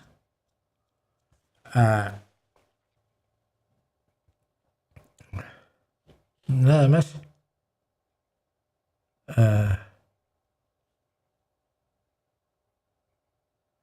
Dice Gelvita Minino, cuando era niña veía a Alberto Peláez y genuinamente me hubiera gustado ser corresponsal de guerra. Ahora que escucho sus anécdotas, no sé si hubiera podido, es algo de mucha fuerza mental. Sí, y necesitas, yo sobre todo con los fotoperiodistas, conozco 3 fotoperiodistas que han cubierto la guerra, ¿no? Y han cubierto guerras. Muy duro, es muy, muy duro, porque ven todo aquello que uno nunca debería ver, un ser humano nunca debería ver. Luego tienen que fotografiarlo y elegir qué es lo que sí se puede ver. Pero ellos para elegirlo tienen que haber visto todo aquello que no se puede ver. De dolor, de destrucción, de humillación de la humanidad, ¿no? De indignidad. Entonces, Ah, ah. Dice Luis Enrique Arismendi, últimamente he estado escuchando mucho de Moody Blues. Bien, bien y bien. Hay dos bandas que yo creo que han sido, que merecerían ser mucho más reconocidas, que son Jethro Tull, fundamentalmente Ian Anderson, y, y, y Moody Blues, que es una de mis bandas, vamos, absolutas. Days of Future Past, In Search of the Last Chord y Live at the Isle of Wight. ¿Cuál es su álbum favorito de la banda? Pues estaría yo entre On the Threshold of a Dream y To Our Children. Siempre me encantó, es de los mejores títulos de álbum y de libro y de todo. Para los hijos de nuestros hijos. Sí, poder tener esa visión poder actuar con esa visión de futuro. De eso, To Our Children está inspirado enormemente en la llegada del hombre a la luna. La idea de podernos mover por el espacio. Y el Apolo 15, uno de los astronautas del Apolo 15, por cierto, llevó un cassette con música de Moody Blues al espacio, hasta la luna, y por eso se decía que Moody Blues era la banda que más lejos había estado, más alto había llegado respecto de la superficie terrestre. Incluso lo posterior de Moody Blues, como Gemini Dream, me parece un disco maravilloso, como los discos tardíos de Jethro Tull o Stormwatch, por ejemplo, ¿no? Entonces, yo he tenido nunca pude ver a Moody Blues, pero tuve la oportunidad de ver todavía hace unos meses aquí en Gijón a Jethro Tull, de ahí que tenga yo mi parchecito de... Ahí está. Mi parche de Ian Anderson con el pie subido para tocar la flauta, que se le ocurrió a él y ahora lo usan muchos flautistas, los flautistas que yo conozco y admiro. Pero sí, no, yo creo que serían esos dos. El inicio de On the Threshold of a Dream a mí siempre me gustó, y es un poema de Graham Edge, el baterista. I think I am, therefore I am, I think. Entonces entra a la computadora diciendo, of course you are, my dear little star. I've miles and miles of files. ¡Wow! Graham Edge además tiene grandes libros de poesía, el baterista de Moody Blues. Es un grupo absolutamente mágico. Cuando estuve en París, la segunda vez, la primera no, porque no existían los teléfonos móviles, fue en el 92. Cuando estuve en París en el 2004, 2007, por ahí, fui a la Rue de la Madeleine, a la calle de la Madeleine, a tomarme una fotografía bajo un letrero de la Rue de la Madeleine. Pues una de las canciones que me gustan mucho de Moody Blues, la Rue de la Madeleine. Bueno, o sea que has tocado con una de las bandas que más me han gustado toda la vida.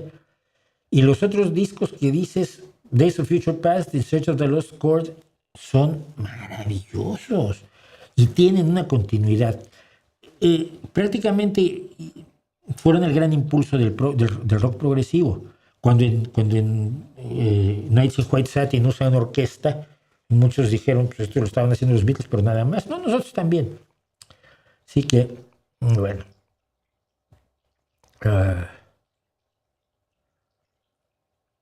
¿Con cuáles películas ha llorado el señor Schwartz? Con un montón. Que yo recuerde. El chiste es acordarme, porque mi memoria es lo que es. De pronto tengo brotes de memoria como ahora el de Moody Blues, que he estado bien. Lo que pasa, a ver, lo que pasó es que Rick Beato entrevistó a Mike Pinder. Y me encontré con la entrevista de Rick Beato con Mike Pinder, y entonces estuve recorriendo la historia de Moody Blues, mi historia con Moody Blues, donde los conocí. Me acuerdo el día que oí por primera vez On the Threshold of a Dream, fíjate, en casa de un amigo en Valle de Bravo, en Avándaro. Entonces, pero películas que me hayan hecho llorar.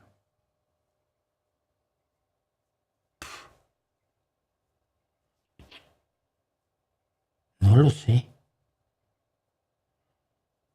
Casablanca. Casablanca es una película que a la fecha tiene 2 o 3 momentos en que se te atenaza la garganta, ¿no? ¿Qué otra? No sé, ahora no sé, me lo tengo que pensar, fíjate, qué curioso. Eh,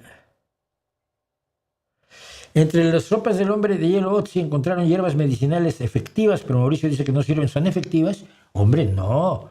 Mira, el príncipe que... Ah, sí, es un anónimo. Me lleva el tren. El príncipe va vestido... ¡Ay, qué simpático! ¡Qué jocoso! Vale. Si son efectivas, entonces me puedes, por supuesto, poner aquí en el mismo chat los títulos de los estudios y en qué journal se han publicado, los estudios que demuestran la efectividad de esas hierbas que tenía Otzi, el hombre de hielo. Y si esos estudios han sido validados, han sido revisados por pares en revistas de alto impacto y han sido validados, te voy a decir que sí sirven. Yo lo que te digo es que la gran mayoría de las hierbas no sirven, porque no existen hierbas para todo en los alrededores de todas las culturas, pero todas las culturas tenían hierbas que decían que servían para todo. ¿Por qué? Porque echaban manos de lo que había a su alrededor, fuera o no útil. Las pocas cosas que son útiles tienen que ser modificadas, como el caso de la corteza de arce, sí. No, la corteza de arce no era. La corteza de sauce, que tiene ácido salicílico, que sirve para el dolor de cabeza, pero te deja el estómago convertido en jirones. Entonces tuvo que ser alterada de ácido salicílico a ácido acetil salicílico, agregándole una partícula de acetilo para que no te haga mierda el estómago, y eso es la aspirina. El caso de lo que se usa para la malaria, no me acuerdo ahora, mi memoria es así, pero también se determinó que no servía para la malaria directamente, sino que tiene que ser unida con otra, la artemisa. La artemisinina no basta para atacar la malaria, porque crea resistencia. Si ahora se utiliza una terapia combinada de otros medicamentos con la artemisinina, que sí es eficaz contra la malaria, pero para llegar a eso, Tu Yu, que ganó el premio Nobel por trabajar con ese medicamento, con esa hierba, con la artemisa y la artemisinina que derivó de la planta, Tu Yu pasó por más de 40,000 plantas que no servían para una puta mierda y que decían todos que servían para lo mismo.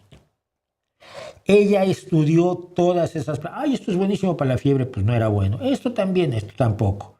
Estudió montones de libros de medicina tradicional china y se fue por todas las hierbas y ninguna funcionaba. Encontró una que funcionaba de milagro, la artemisa.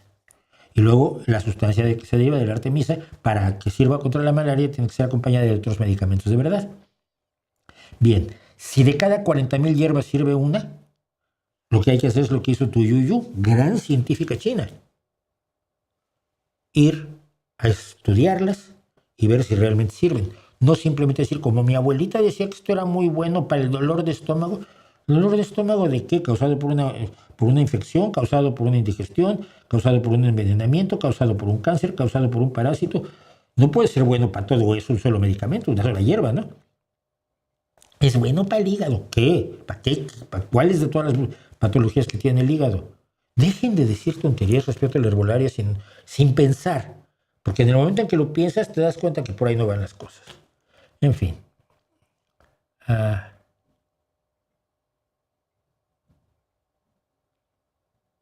Primero el Dream Team fue a China, luego Putin y su Dream Team es China y Xi, el gran ganador por lo ocurrido. No sé de qué estás hablando. Ni idea. ¿Por qué considera que un sistema epistocrático donde solo la gente que demuestra estar informada tenga permitido votar terminaría mal? Terminaría mal porque generas una desigualdad. El hecho de que una persona no esté desinformada no quiere decir que vaya a votar de manera incorrecta. Tiene derecho a no estar informada. Nuestra obligación es tratar de informar lo más a la gente. Yo para eso soy periodista y para eso tengo esto. Pero toda forma de voto censitario que divide a los ciudadanos en ciudadanos de primera y ciudadanos de segunda está condenada a la aristocracia.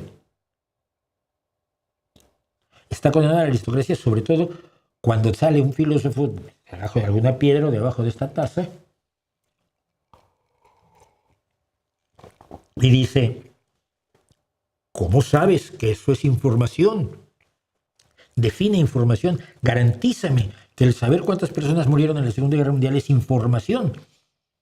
Y entonces, cuando te vas por esos caminos, al final llegas al nihilismo. Sí que no. La socialdemocracia es de centro-izquierda. Yo siento que la socialdemocracia es de izquierda. ¿Qué es el centro? Lo único que hace diferente a la socialdemocracia del marxismo es, primero que nada, que no es tonta en cuanto a la realidad económica. Y dos, que tome el poder por medio de la democracia en vez de matar gente. Si ser de centro es no matar gente, bueno, vale. O estar en contra de las dictaduras, bueno, vale. Yo no creo que eso defina un centro. Ser de izquierda es creer una serie de principios clarísimos. La igualdad, la justicia, la solidaridad. Y más o menos con eso estás bastante bien servido para abordar el mundo. Justicia, igualdad, solidaridad.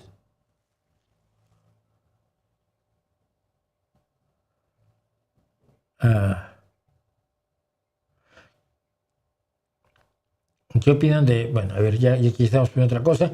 Vamos mejor. Esto no sé ni siquiera cómo contarlo bien. Así que igual no lo cuento. Pero bueno, vamos a algo que sería, o ustedes díganme si es o no es, una historia de horror del libre mercado.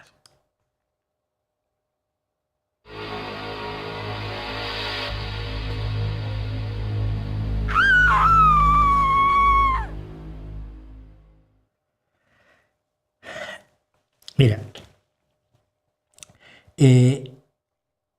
una de las cosas a las que más le temen los verdaderos ricos, los dueños de las cosas, los dueños de las empresas, los accionistas de las empresas, pero luego a veces no conocen ni a los no hay dueños ya. No es, el señor Pérez no es el dueño de la empresa, sino que hay una junta de accionistas que son accionistas además de un montón de empresas más, y a los que nunca les ves la cara y que nunca van a cruzarse contigo en la calle. Ya lo decíamos, ¿no? Pero una de las cosas que más les molesta es la idea de aumentar sueldos. Cada vez que vas a aumentar el sueldo mínimo, y esto lo vimos aquí en España porque ha habido una serie de aumentos promovidos por el Partido Socialista Obrero Español, Podemos dice que lo hicieron ellos, que tienen una minoría despreciable de representación en el Congreso, pero bueno, les gusta, son como el mosquito. Ya hemos contado la historia del mosquito, que hay un buey que viene arando, tirando del arado, esforzadamente, y viene un mosquito, se le pone aquí al buey, y el buey sigue tirando del arado, y el mosquito mira el arado, mira al campesino que viene llevando el arado a la línea correcta para abrir el surco. No me acuerdo por qué era argentino el mosquito, es que me lo contó un argentino. Y de pronto el mosquito se voltea y dice, che, güey. Y el güey le dice, ¿qué pasa, mosquito? Qué duro que estamos arando, ¿eh? Así es, el Podemos ara muy duro con el PSOE en España. Bueno, pero cuando tú dices vamos a aumentar los salarios, inmediatamente aparecen Juan Manuel Rayo y La Calle y toda esta banda, la G. Y te dicen, uy, no, aumentar los salarios es lo peor que le puedes hacer a la economía. Va a haber inflación, va a haber una desincentivación de la inversión, vas a hundir económicamente al país. Es necesario que los sueldos sigan siendo bajos y que la gente no llegue a fin de mes para que el país esté bien. Oye, es que si la mayoría de la gente del país no está bien, pues el país no está bien, ¿no? No, sí, si nosotros estamos bien, el país está magníficamente bien. Es más o menos su lógica. Problema que tienen es que la realidad demuestra que no es cierto. Es famosa la historia de Henry Ford, que era un fascista y era un antisemita y era un defensor un admirador de Adolf Hitler, pero que en un momento dado, antes de esto, le aumentó el sueldo a todos sus trabajadores de la fábrica de Ford, donde empezó a hacer la producción en serie de automóviles, ¿no? Cuando llegó al Country Club o al club de ricos al que fuera él, se le echaron encima a todos sus colegas millonetas, ¿no? ¿Pero qué estás haciendo? ¿Nos vas a obligar a aumentar los salarios a nosotros? ¿Estás chiflado? ¿Cómo se te ocurre darle tanto dinero a tus trabajadores? Henry Ford decía, pues que mira, yo necesito que compren mis coches. Y si no tienen dinero, pues no los compran. Y yo quiero vender coches. Entonces, pues una de las formas es aumentar los salarios. Si aumentamos los salarios de todos, aumenta el consumo. Y si aumenta el consumo, hasta un economista tan rascuache como Rayo te puede decir que cuando aumenta el consumo es bueno para la economía. O sea, se les olvida que al aumentar los salarios aumenta el consumo. Creen que al aumentar los salarios los pobres agarran y se meten el dinero en el bolsillo y ya no lo sacan nunca. Bueno, cuando se acuerdan de que hay consumo ya se empiezan a hacer un lío. Bueno. Entonces el salario mínimo sí iba a ser la tragedia más grande. Ahora, el salario en general, subirle el salario a toda la gente, pues es horroroso. Y hay una historia que sigue en curso y que tiene que ver con este señor que parece el cantante de un grupo de heavy. Se llama Dan Price. Dan Price fue el fundador de la compañía Gravity Payments. Creo que tengo aquí un logotipo de Gravity Payments. No traigo un logotipo. Pero está él con su cara de ni siquiera de cantante, ¿no? de bajista de grupo de heavy. Puso una compañía, se llama Gravity Payments, que es un intermediario de pagos, que es muy importante. Cuando tú pagas con tarjeta hay intermediarios de pagos. Y él fundó en su adolescencia una compañía llamada Gravity Payments. Tenía alrededor de 2,000 clientes y estaba valorada en millones de dólares. Así que este muñecazo a los 31 años era millonario. Y ganaba tenía un sueldo como presidente y director general, independientemente de lo que ganaba como accionista, que son dos cosas distintas. Su salario era de $1,100,000 al año, que está, con eso ya se vive, ¿no? Más o menos. Bueno. Y un día estaba de excursión con una amiga suya, que se llamaba Valerie, en las montañas Cascade, en Seattle, Washington, y ella le comentó, mientras estaban haciendo senderismo allí, que su vida era un caos. Su casero le había subido el alquiler mensual en $200 y que ella no estaba llegando a fin de mes. Y Price dijo, a ver, ¿cómo está esto? Tú has estado, Valerie había estado 11 años en el ejército, había estado 2 veces en Irak, y en Estados Unidos esto vale muchísimo, aunque a ti te parezca horroroso. Es decir, había estado haciendo lo que su país le ordenaba. Nuestro problema es con el gobierno, no con los soldados, y esto yo lo aprendí desde Vietnam. Tengo muchos amigos, o tuve muchos amigos, creo que todavía hay alguno que anda por ahí como el loco Patterson. Tuve muchos amigos que fueron veteranos de Vietnam. Y Valerie estaba trabajando 50 horas a la semana en 2 empleos y no llegaba a fin de mes. Entonces, Dan Price le preguntó, ¿cuánto estás ganando si no es mucha indiscreción? Y Valerie le dijo, no, pues unos $40,000 al año. Y aquí en Seattle no es suficiente para pagarse una casa decente y para vivir correctamente. A Price le molestó mucho que el mundo se hubiera convertido en un lugar así. Probablemente se estaba dando cuenta por primera vez que el mundo siempre había sido así, pero bueno. El chiste es que al estar hablando de esto y al estar hablando de que él ganaba $1,100,000, de 40,000 a 1,100,000, hay una brecha enorme.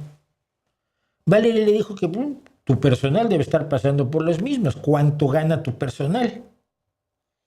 Y bueno, pues no lo suficiente, ¿no? Más o menos como tú.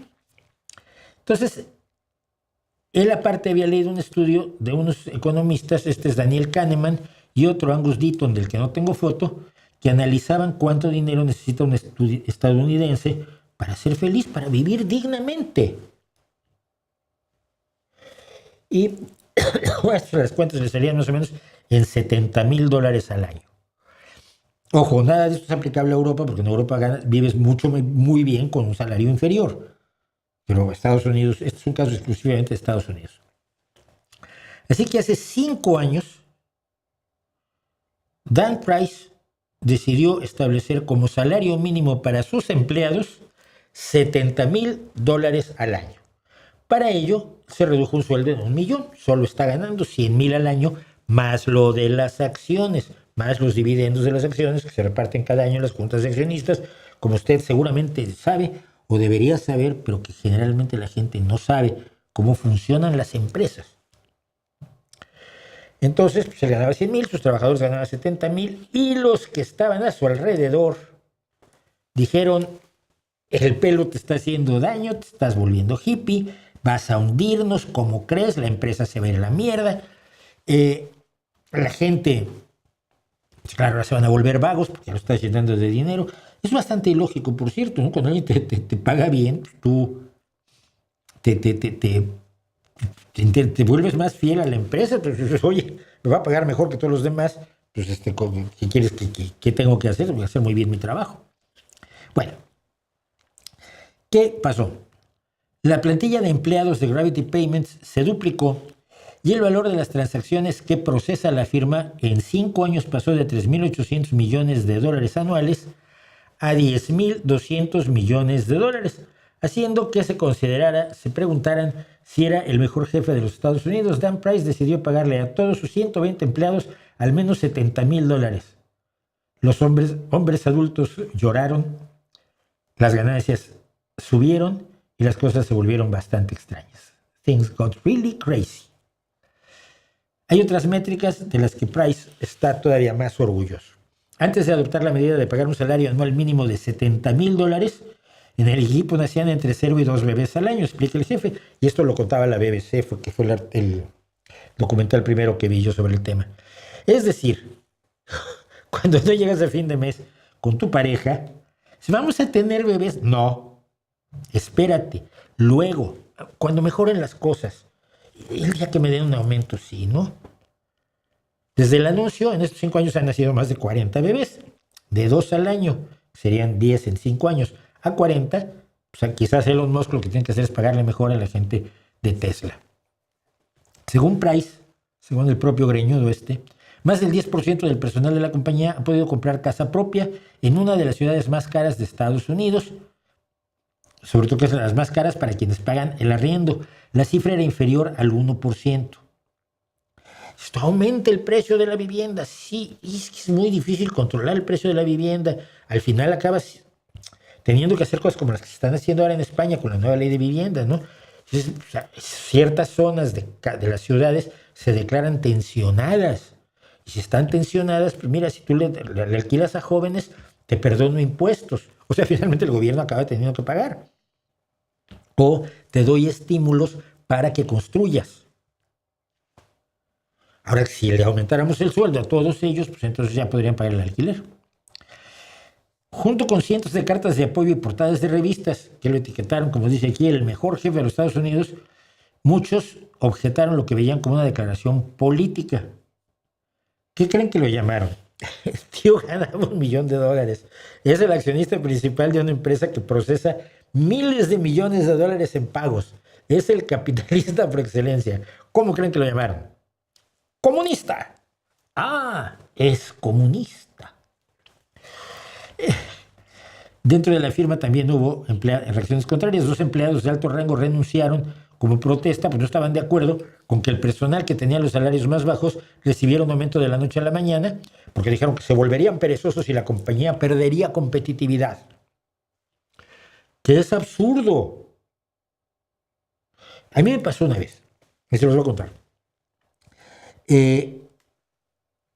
No estaban llegando a fin de mes como debería, y entonces a la empresa de Estados Unidos, una agencia para la que yo trabajaba, les dije, oye, la facturación está como está, y además el euro está bajando en su cotización respecto del dólar, y entonces con esto yo estoy perdiendo dinero.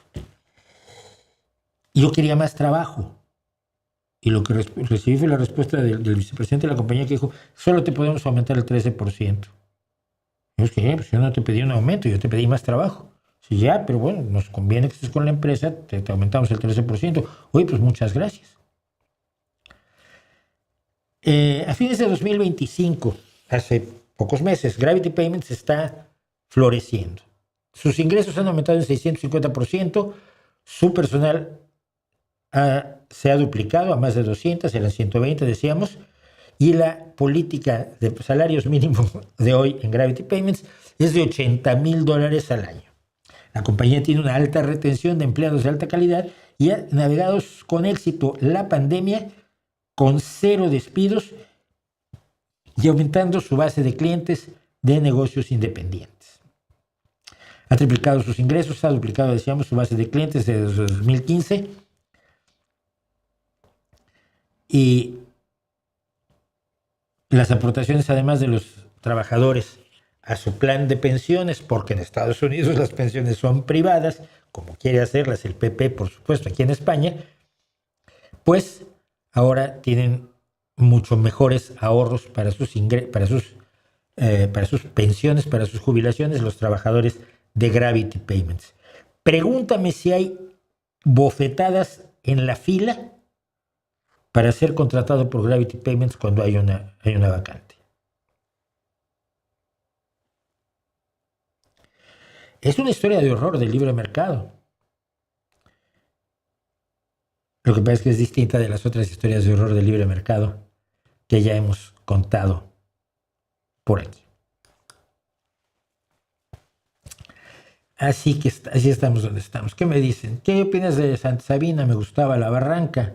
Menos. Ritmo Peligroso, poco. Ritmo Peligroso era más comercialón, ¿no? Es muy del negocito de rock en tu idioma, que sacó cosas buenas. A mí me gustaban Los Amantes de Lola, fíjate. Luego conocí al baterista. Pero no, lo mejor del rock mexicano para mí sigue siendo, y lo voy a defender mientras viva, o mientras haya mejores grupos, lo mejor del rock mexicano ha sido Real de 14 y The Warning.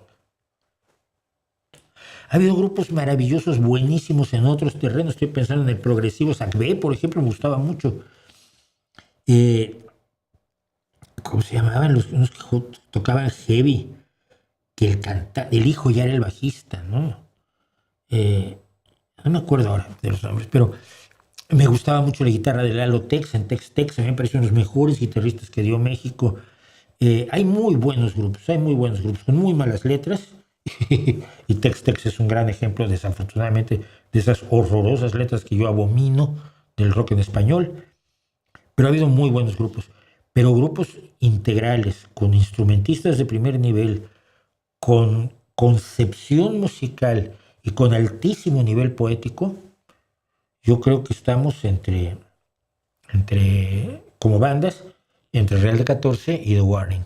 Luego tienes a nivel individual, tienes a Rodrigo González, tienes a Jaime López, y tienes ¿cómo se llama? El pianista, hombre. Ahora no me acuerdo. No me acuerdo del nombre. Pero vamos, hay también. Yo creo que Jaime López es uno de los mejores letristas que tenemos. Lo fue Rodrigo González. Y no hay mal rock en México. Hay rockcito, como dice Hugo García Michel, mucho rockcito. Y sobre todo mi problema han sido las letras. Cuando tú analizas una letra de The Warning, o cuando analizas lo que era capaz de hacer el líder del Real de 14, José Cruz Camargo, que era profesor en la Escuela de Escritores de la Sociedad General de Escritores de México. Son niveles, de verdad. Bueno, ¿ha visto Bugonia? No, la quiero ver. Me gusta mucho el trabajo de Mastón, fíjate.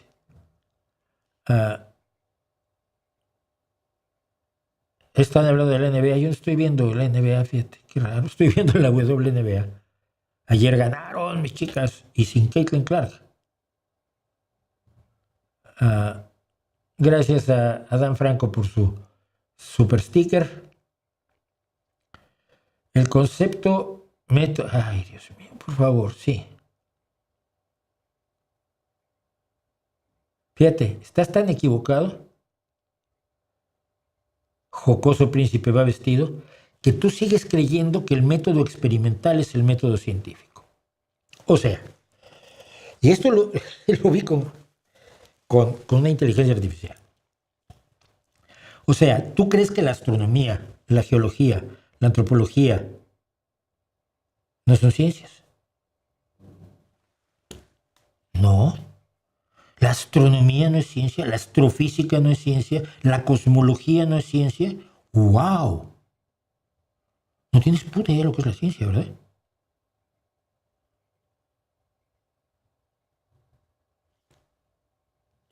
No hay experimentación en ninguna de esas disciplinas. Regresa. Francis Bacon lo que hizo fue criticar a la filosofía prevaleciente en su momento zafarse de la filosofía e irse por otros caminos. Lo que pasa es que cuando algo funciona, ustedes se lo apropian. Por eso acaban diciendo que todo es filosofía. Y esto ya lo expliqué muchas veces, pero como no lo quieres saber, ve al canal y buscas una lista de reproducción que se llama Filosofía, y allí te explico por qué estás equivocado. Pero te los ves todos y no vuelvas antes. Que la energía, dice Gachuso, que hemos avanzado mucho en la energía nuclear y que es básicamente una forma eficiente de hervir agua. Eso lo dijo Einstein. Es una frase de Einstein. Finalmente lo que está haciendo es hervir agua. Sí, pues que no hay otra forma. Hasta ahora no tenemos otra forma de aprovechar la energía nuclear.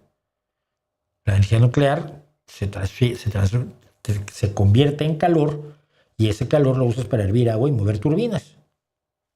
Efectivamente así es. ¿Alguien me puede decir en qué cambia su vida cuando gana el PP o el PSOE? Sí, mucha gente. Piensa en las miles de mujeres que sufrieron lo del cribado del cáncer de mama en la Andalucía del PP, cuando la Andalucía del PSOE se preocupaba muchísimo más por su sanidad pública. Yo solo por decirte algo, ¿no? Piensa en lo que pasó con la hucha de las pensiones cuando Rajoy empezó a utilizar ese dinero de reserva de pensiones para tirarlo en nadie sabe exactamente qué. Y vació el fondo de reserva de las pensiones que el PSOE ha estado recuperando para garantizar las pensiones a futuro de los españoles. Por ponerte dos ejemplos.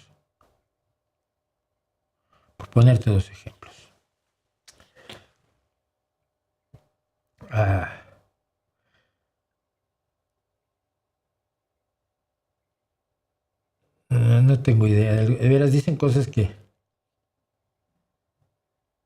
¿Por qué demeritar la perspicacia de Demócrito? Porque no era perspicaz. No tuvo ningún motivo para creer lo que creía.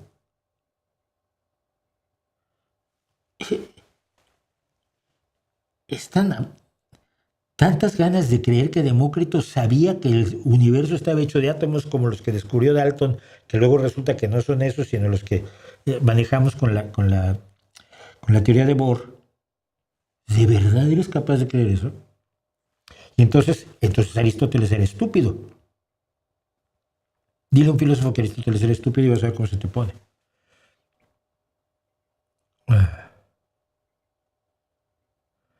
¿Existe algún otro divulgador o autor que haga una crítica tan sistemática a la filosofía como tú? No lo conozco yo. No lo conozco, la verdad.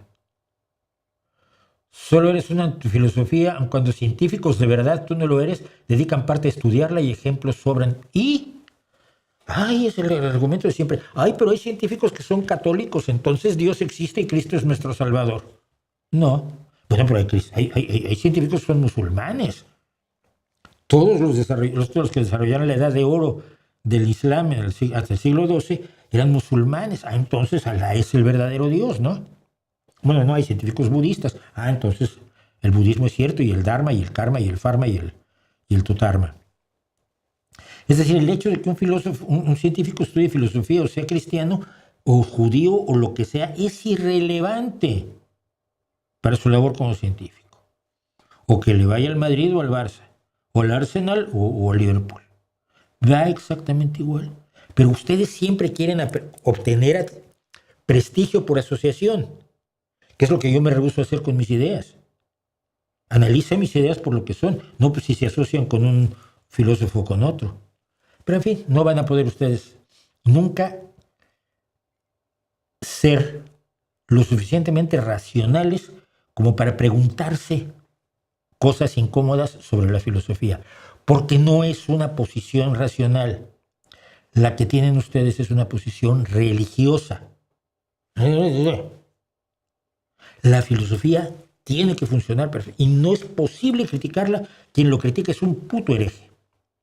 Y es la actitud que han asumido incesantemente conmigo todos los filósofos. Y nada más por eso voy pensando que tengo algo de razón. No sé si toda, pero algo sin duda tengo. No sé qué está pasando en Bolivia, lo digo por 20ª vez.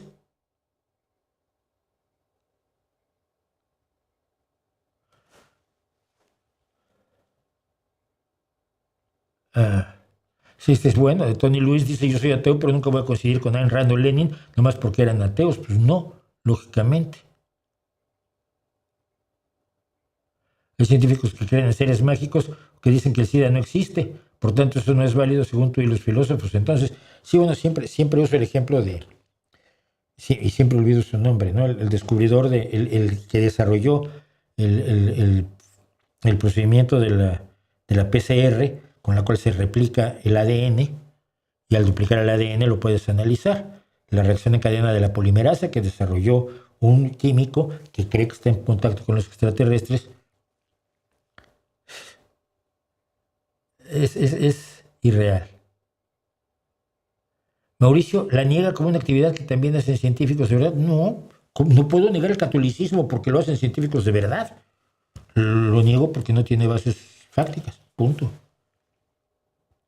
Acérquense a las discusiones de esos científicos para que no te des con la visión pobre que tiene Mauricio. La visión pobre. Ay, sí, es una visión pobrísima. Porque a unos señores se les ocurre decir lo que les sale de donde sea sin ninguna base y yo los critico. Es muy pobre eso, ¿no? Es mejor creer en cualquier tontería.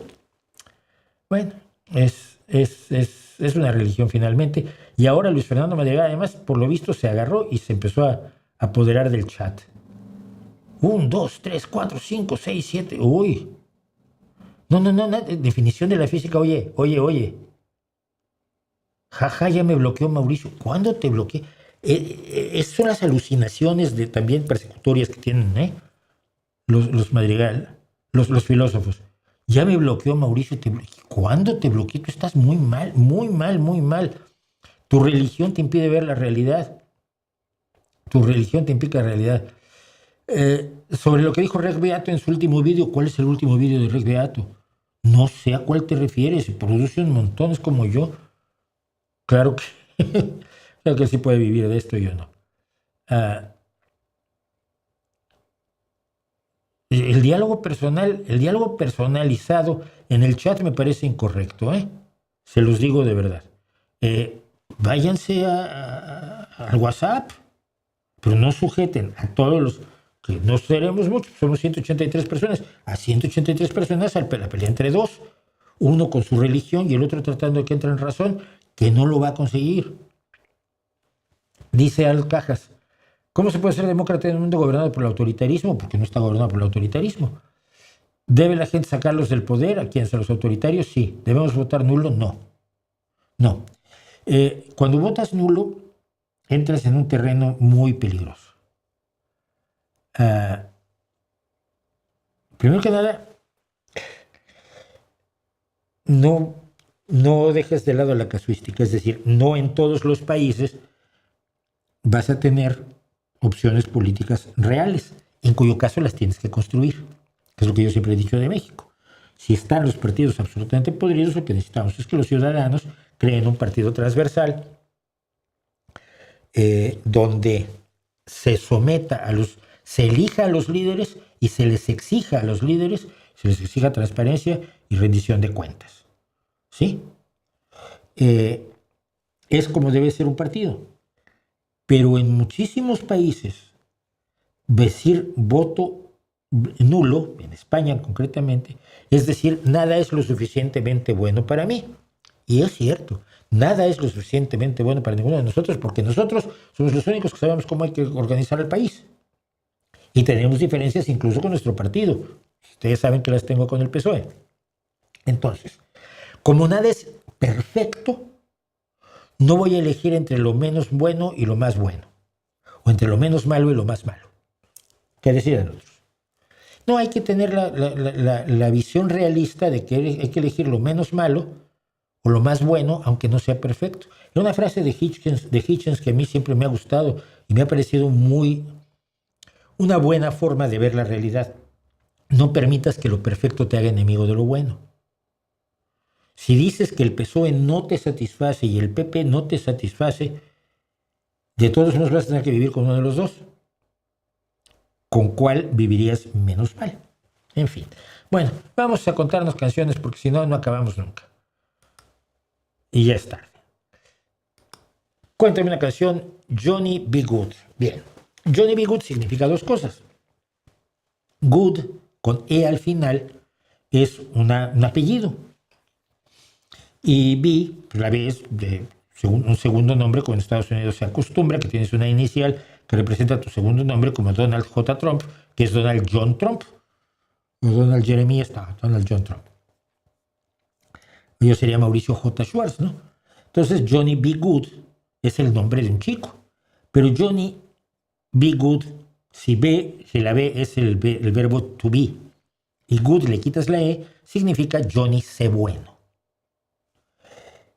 Y Johnny C. Bueno, Johnny B. Good, es, en palabras de, ¿cómo se llama?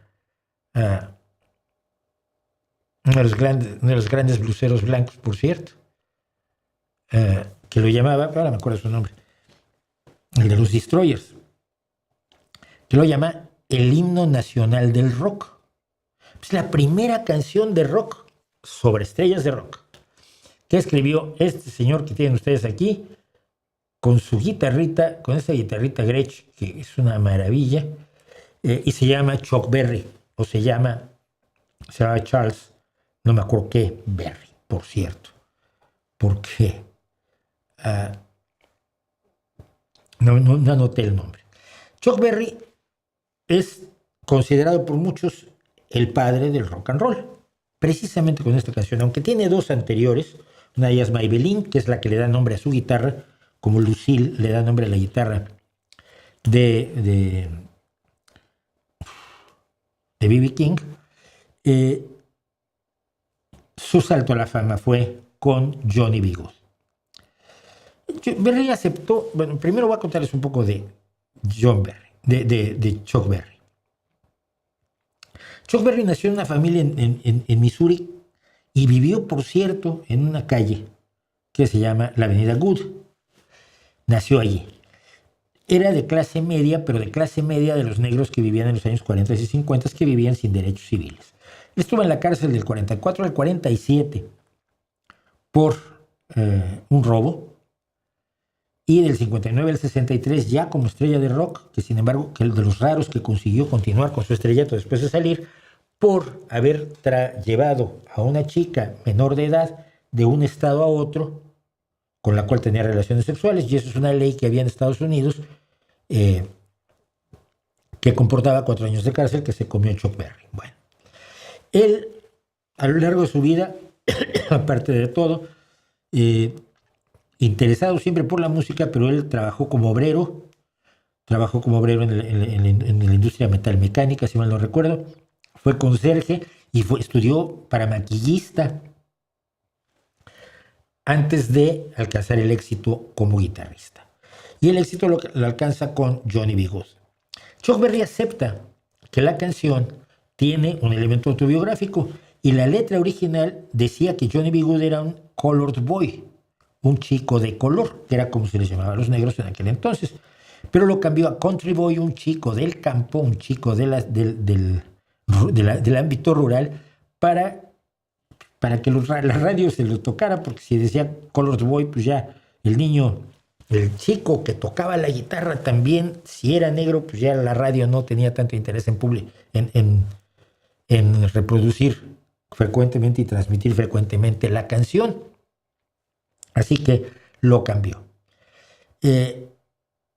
Además, decíamos de que la canción dice que el guitarrista es muy bueno, Johnny B. Good.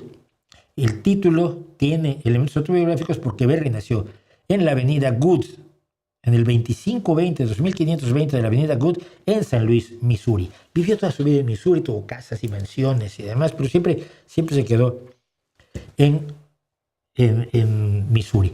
Dice en The Guardian Joe Keenan, uno de los críticos británicos del rock, que ninguna canción en la historia del rock and roll celebra de manera más jubilosa las raíces socioeconómicas pobres del género.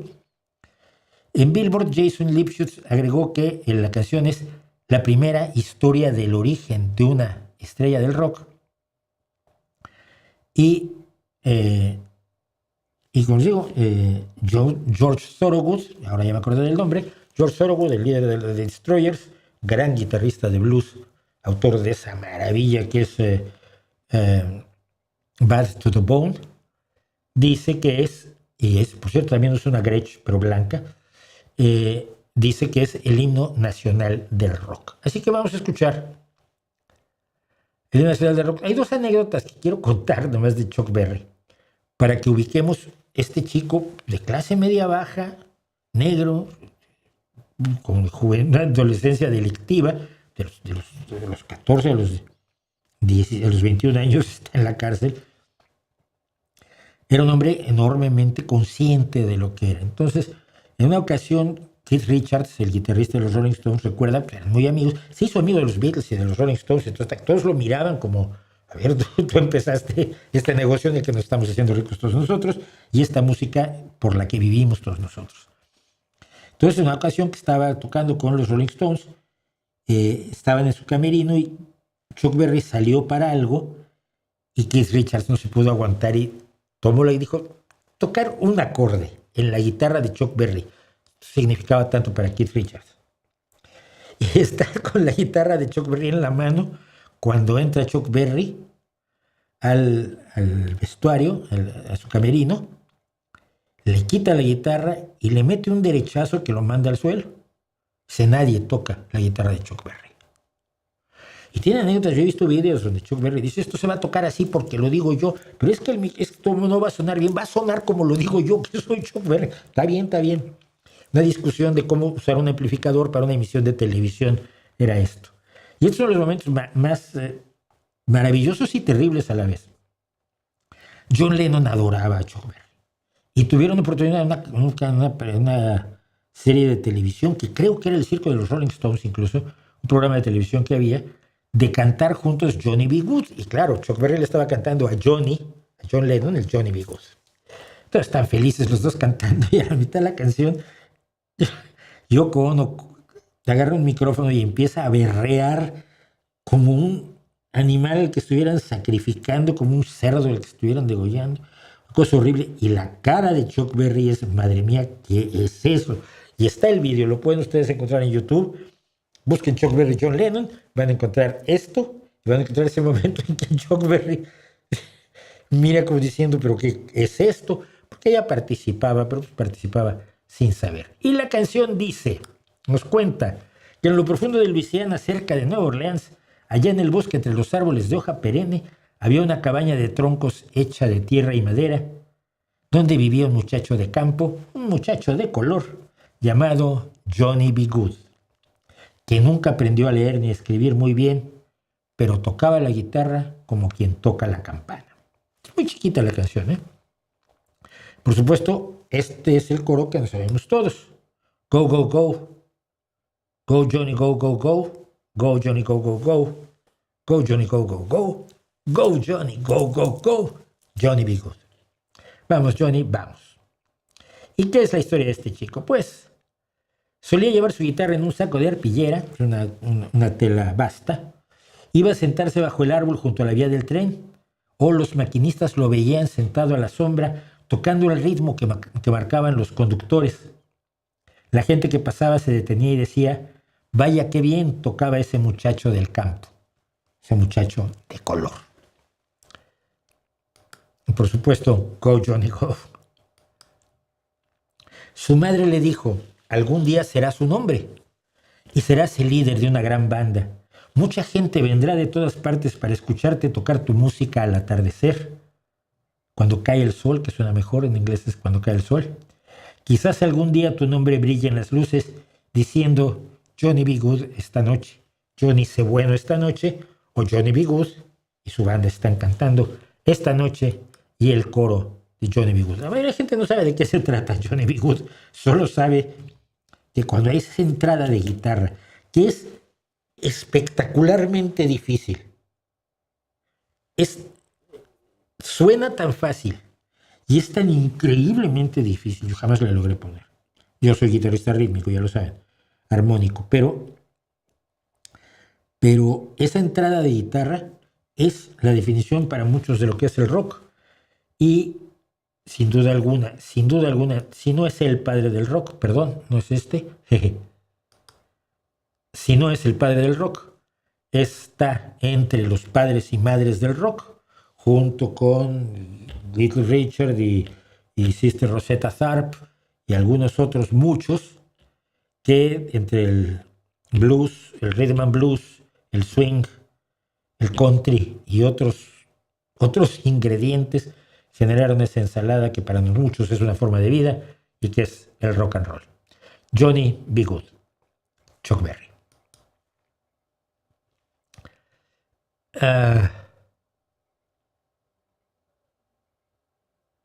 Dice Antonella Ventura, es difícil vencer el populismo porque presentan un mundo simplista en blanco y negro. Es un discurso más fácil de tragar que aquel que apela a la complejidad real y no hace afirmaciones emocionales. Y es lo malo. Eso nos hace aburridos a los socialdemócratas. Somos muy aburridos. Somos los que queremos soluciones, ¿no? ¿Cuál es la solución? Vamos a quemar esto. No, mira, mejor financiamos una escuela y les ponemos muebles. No me acuerdo quién lo decía. Creo que era de Cosecha Roja. No Cosecha Roja. No me acuerdo. Un libro sobre la realidad de la Unión Soviética, que los socialdemócratas éramos los tipos que en vez de hacer la revolución nos preocupábamos porque los niños en el kinder tuvieran muebles pequeñitos para que se sintieran bien en vez de sentarse en los muebles de los adultos, ¿no? Y que nos preocupábamos por las vacunas. Y eso tiene muy poca épica. No tenemos la épica de la educación para todos. Está bien, ¿no? Van a estudiar historia todos los niños. Pues sí. ¡Ay! Pues al viento las banderas. No funciona el viento las banderas. Vamos a vacunarnos contra la polio. ¡Oh, sí! Un himno militar bonito para vacunarse contra la polio, para tener vivienda digna, para ponerle agua potable a los trabajadores, electricidad. No es así como el rojo amanecer. Estamos muy aburridos. Pero la gente vive mejor cuando tiene esas cosas, ¿no? Digo yo. Y por cierto, yo no quiero entrar en cuestiones de carácter personal, pero Antonella, ese asado que estabas haciendo el otro día, que no sé por qué me lo encontré yo en Instagram, invita, lástima que estás hasta allá. Estás en Argentina, me parece. ¿Ya hablar sobre el Honduras Gate? No, estoy todavía estudiando el Honduras Gate porque no he tenido tiempo de ver los videos por la enorme cantidad de trabajo que tengo. Tengo en las pestañas de mi computadora, mi ordenador en casa, 3 videos sobre el tema del Honduras Gate, pero hasta mañana hasta esta semana no voy a poderlos ver. ¿Cómo asimilas que Claudia Sheinbaum sea la presidenta con más popularidad de Latinoamérica? Pues tiene una publicidad excelente. Tiene a todos los medios a su servicio, todos los que van a las mañaneras a lamerle los pies. Tiene a Canal Red, tiene a Telesur. Tiene un mecanismo de propaganda como el de la derecha en España, ¿no? Eso, y además que es la única presidenta. Creo, ¿no? No hay otra.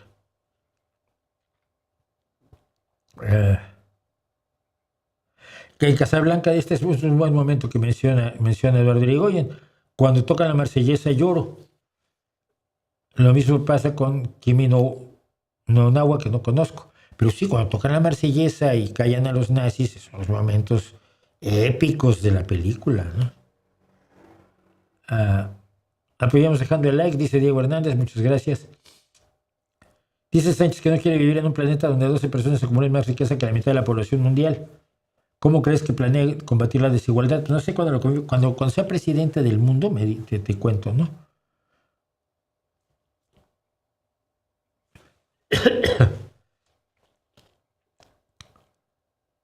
¿Qué es mejor, subir los sueldos trabajando al mismo tiempo o disminuir la jornada de trabajo por el mismo sueldo? Lo que quieran los trabajadores, ¿no? La jornada de trabajo se va reduciendo porque tienes elementos que te lo permiten. Pero aunque se reduzca la jornada de trabajo, necesitas más ingresos para vivir dignamente. Todas las legislaciones suelen decir que el salario debe ser remunerador, es decir, que no sea el mínimo de la supervivencia a nivel medieval, sino que te permita una vida digna, el disfrute de la vida familiar y el disfrute del ocio y la diversión y el esparcimiento. Ese es un salario remunerador. cubre tus necesidades básicas de alimentación, de ropa, de casa, de electrodomésticos. Yo creo que Internet ahora es un derecho humano básico, debe considerarse un servicio básico, y que aparte de eso te permita tener una vida de ocio, que te permita disfrutar tu tiempo libre. Todas las legislaciones hablan de un salario remunerador, pero es dificilísimo hacerlo efectivo cuando tienes enfrente a ricos tontos. Ricos a los que aquí ya les demostramos por qué les conviene que se acabe la pobreza, y que hechos como el de Price les demuestran que es conveniente aumentar los sueldos aunque les parezca visceralmente que no es buena idea.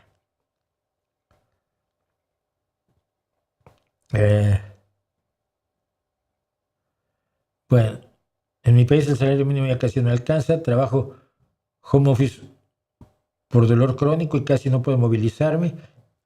Dice Draco, así que no tengo muchas opciones laborales. Claro, pero allí deberías tener un apoyo de la sociedad precisamente por el dolor crónico. Las limitaciones que tú tienes, tu sociedad tiene que ayudarte a superarlas. En Morena llegaron al gobierno los funcionarios, llegando al gobierno, los funcionarios se vuelven unos genios de los bienes raíces, además de que les donan muchas propiedades. Lo que ha pasado es que mucho pobre diablo que se decía de izquierda, al verse donde hay, se volvió loco. Le pasó al PAN, ¿no? Los de derecha también, cuando el PAN entró por primera vez al poder, los rollos de corrupción horrorosos que hubo por allí, ¿no? ¿Has considerado venir de visita a México recientemente? No. No iría, no, ahora menos. No me quieren en el gobierno. ¿Alguna novela latinoamericana que envejeció mal? A mí me parece que Rayuela nunca la pude leer, fíjate. Pero para mí siempre envejeció mal Pedro Páramo toda la vida, ¿no? Y 100 años de soledad. Porque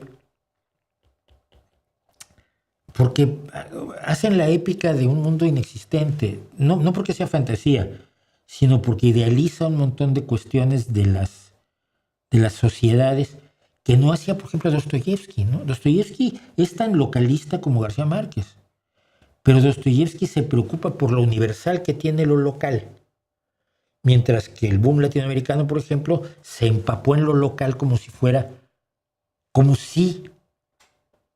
lo local, lo universal tuviera la obligación de convertirse en lo local en vez de reflejar lo universal en lo local. No sé si me doy a entender. Les gustaba tanto el aroma, el color de lo local, de la Colombia rural, del México rural, que perdieron de vista cómo se relacionaba eso con el resto de la realidad humana. Poca gente lee hoy 100 años de soledad, por poner un ejemplo, y la gente sigue leyendo Crimen y Castigo, ¿no? Eso me parece que es importante. Dice Charles Montoya, saludos desde Viena. Voy camino a tomar un tren a Berlín. Fui invitado a hablar de las violaciones de los derechos humanos en México. Usted y mi padre ha sido una inspiración para mi carrera profesional. Muchas gracias. Muchas gracias, Charles Montoya. Me da muchísimo gusto y espero que logres transmitir la gravedad del problema en Berlín, porque Europa está sometida al aparato de propaganda de Morena de una manera notable.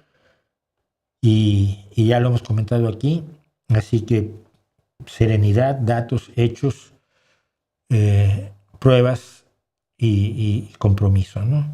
Muy bien, de verdad. ¿Qué piensas de la automedicación de los GLP-1? Se les ponen inyecciones en las estéticas, me parece terrible. Me parece terrible porque yo conozco casos que para recetarles Mounjaro o los que son los Mounjaro, el Begovni y el otro, no me acuerdo cómo se llama, que fue el primero, tienen que hacerles una serie de pruebas de pruebas de laboratorio para determinar que pueden usar los GLP, que está muy bien que los usen para bajar de peso, pero siempre bajo supervisión médica y bajo decisión de los médicos, ¿no? Bueno.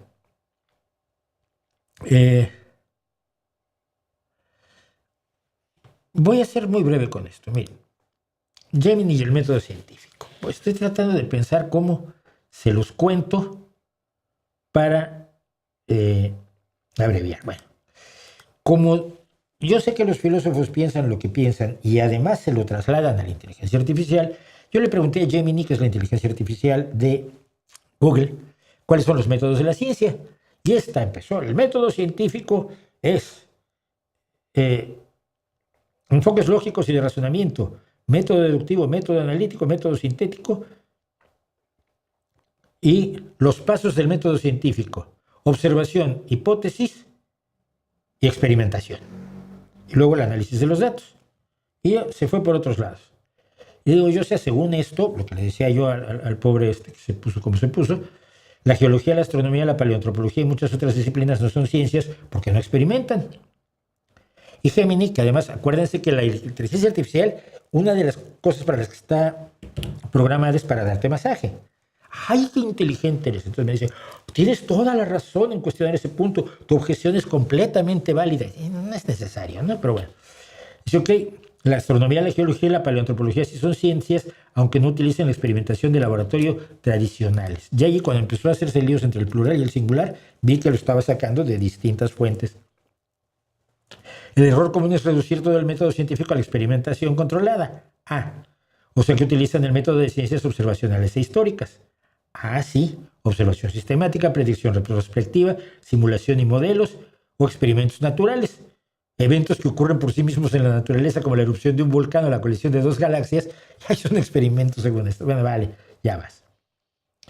Porque entonces ya se va a los criterios científicos reales. Entonces es la evidencia empírica, la falsabilidad y la replicabilidad. Y ahí mete el rollo filosófico. Y le digo, oye, pero la idea filosófica de la falsabilidad de Popper no ha sido criticada por muchos científicos como inaplicable en áreas como la cosmología. Tienes toda la razón. Ya, otra vez, sí, ya sé. Entonces me explica por qué se critica la falsabilidad en la cosmología. Me da muchísima risa que me explique lo que yo le estoy diciendo.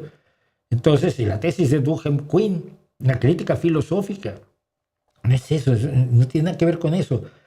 El hecho real es que los científicos críticos de Popper sostienen que aferrarse a Popper equivaldría a tener la investigación teórica en seco.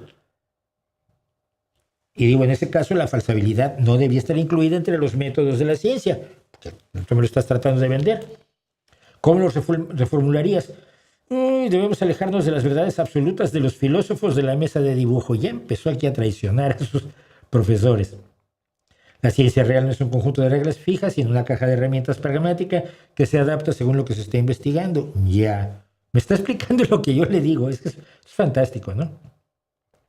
Entonces se inventó todo esto lo voy a publicar, por cierto. Voy a publicar completo el diálogo en mi Substack. Los invito a que visiten mi Substack, porque se fue por lados absolutamente alucinantes, que te dice de qué fuentes, te va indicando de qué fuentes va sacando su redacción. Entonces me dice, ¿quieres que analicemos a los cosmólogos y a los geólogos? No. Preguntas. No hay observaciones donde haya intervención, pero no experimentación, como cuando se toma ADN de un fósil para estudiarlo. Y la cuantificación y la coherencia matemática de los fenómenos no es uno de los métodos de la ciencia. Excelentes precisiones. De veras que son pesadas las inteligencias artificiales. Dice, ok, si hay intervención sin experimentación, y entonces me le empieza a explicar. Sí, ya sé. Extraer ADN de un fósil, bla, bla, bla, bla, bla, método analítico. La cuantificación y la coherencia matemática, absolutamente. Y entonces me explica la cuantificación y la coherencia matemática que yo le presenté. Entonces me presenta lo que para ella ya al final es el mapa metodológico definitivo actualizado con tus aportes. Estrategias de obtención de datos: experimental, observacional, analítica, de intervención directa, histórica. B, estrategias de procesamiento y validación, cómo se piensa la información, método cuantitativo, modelado formal, etcétera, etcétera. Y así todas las disciplinas que tú decías al principio, pues ya son ciencias, ya. Y lo que hice fue que Gemini de alguna forma pudiera salir de los espacios en los que realizó su aprendizaje. No es inteligente, pero me encantó el final que dice: con esta reformulación, disciplinas como la paleoantropología genética, que extrae ADN fósil, o la cosmología teórica, que calcula la curvatura del espacio-tiempo, sí, las que yo te dije, encajan perfectamente como ciencias rigurosas sin necesidad de laboratorios tradicionales ni de la aprobación de Karl Popper. Esta, por lo menos, como tiene las limitaciones que tiene la inteligencia artificial, me sale un poco más honesta que los filósofos. Es una cosa verdaderamente fantástica. Voy a poner todo el diálogo para que lo vean en el Substack, pero visiten el Substack, por supuesto. Mauricio, tu padrastro te da derecho a obtener la ciudadanía israelí, no, ni de broma. Mi padre adoptivo, porque no es mi padrastro, porque tengo su apellido, era polaco. A lo que me daba derecho era la nacionalidad polaca. Y la historia aquí, les voy a contar esa historia rápidamente.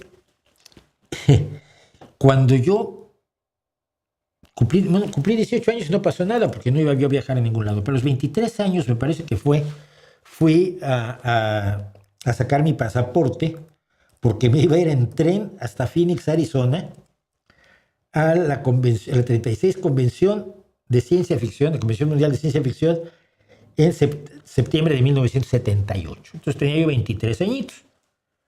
Sí, 23 años. Entonces fui a sacar el pasaporte.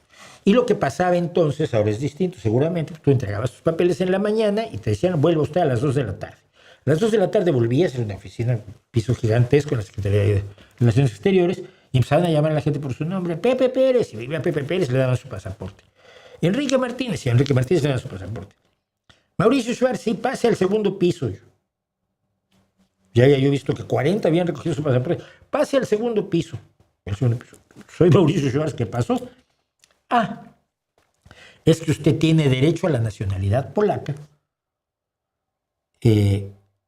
Y si lo quiere, el gobierno mexicano está en la mejor disposición de ayudarle a llevar a cabo todos los trámites ante la alegación polaca, que en aquel entonces era además la Polonia comunista, ante la alegación polaca para que usted reclame su nacionalidad polaca, y México le ofrece de la manera más generosa del mundo una residencia sin mayor problema para que usted siga su vida en México como residente legal, con todos los derechos que tienen los residentes. Y dije, para un momento, no conozco el país, no conozco el idioma, no conozco nada de eso, nací en México, me crié en México, soy mexicano, canto rancheras, cálmate un poco.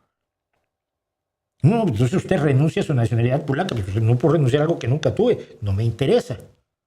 Bueno, en tal caso lo que vamos a hacer es lo siguiente, le damos un pasaporte provisional y le vamos a expedir una carta de nacionalidad, una carta de certificación de mexicanidad, de ser mexicano por nacimiento, que yo todavía conservo por allí, el certificado que dice que soy mexicano por nacimiento, como soy, sí me registraron. Y tuve que renunciar a la nacionalidad polaca, que era la que tenía mi padre. Mi padre murió en los años 70 y no tuvo jamás relación alguna con Israel porque jamás tuvo creencias religiosas, se llamaba a sí mismo libre pensador y además era un tan narcisista que cualquier dios que se le presentara pues era poca cosa junto a él. Entonces yo a lo que tuve derecho fue eso y me interesaba tan poco, como no tienes una idea, ¿no? Me interesó, primero que nada, me interesó la nacionalidad española porque iba yo a vivir el resto de mi vida aquí, eran mis cálculos.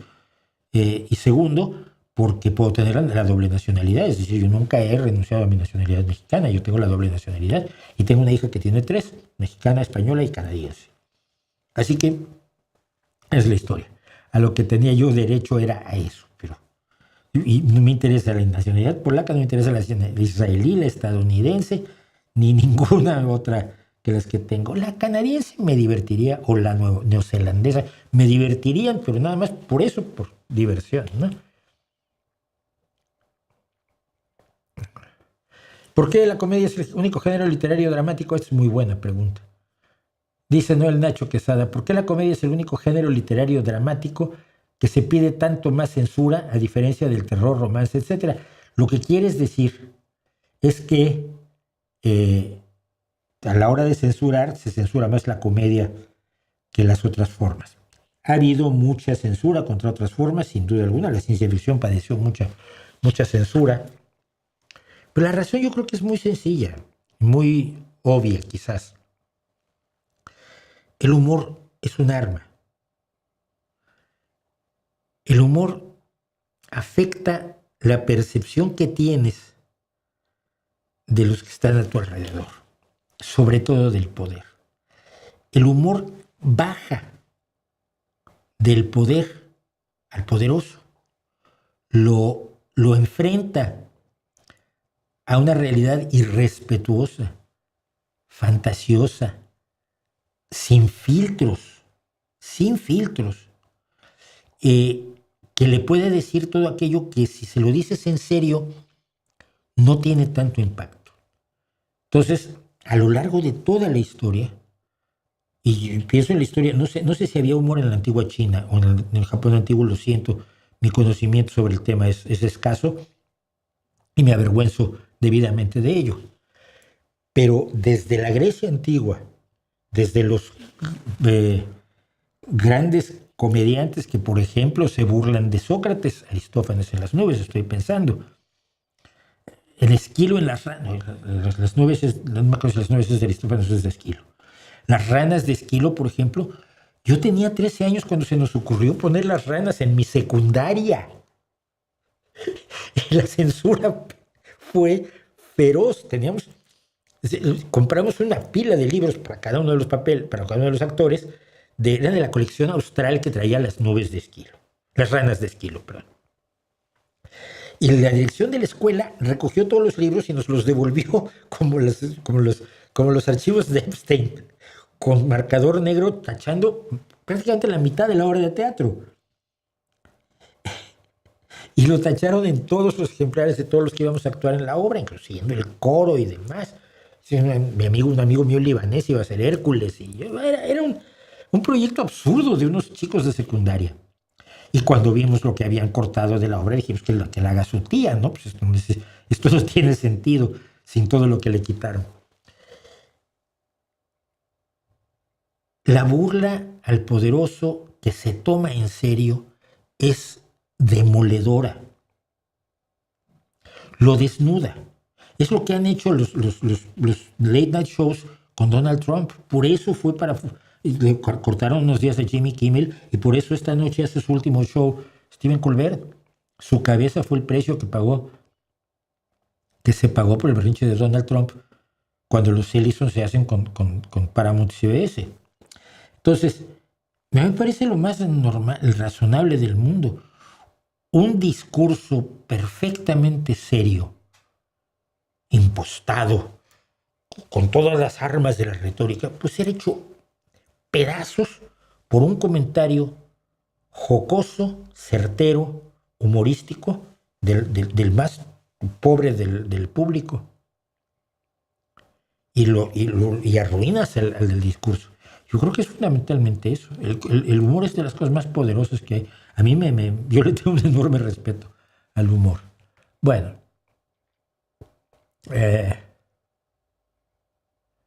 Vamos a hacer los comentarios porque si no, no llegamos. Y miren que me quedé fuera con algo de lo que quiero hablar hace tiempo, que es la historia de lo que es la censura.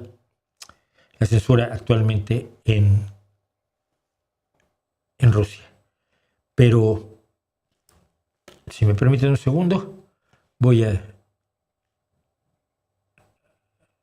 no tardo ni 2 minutos.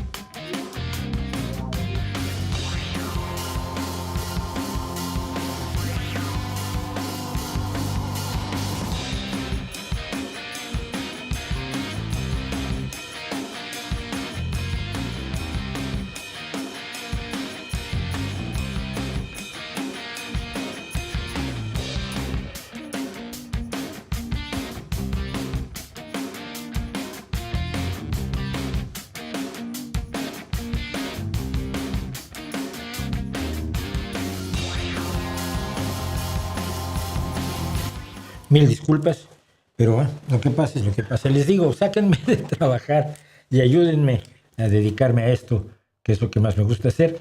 Estos son los comentarios de la semana, mis respuestas a los comentarios y mis comentarios sobre los comentarios y las respuestas.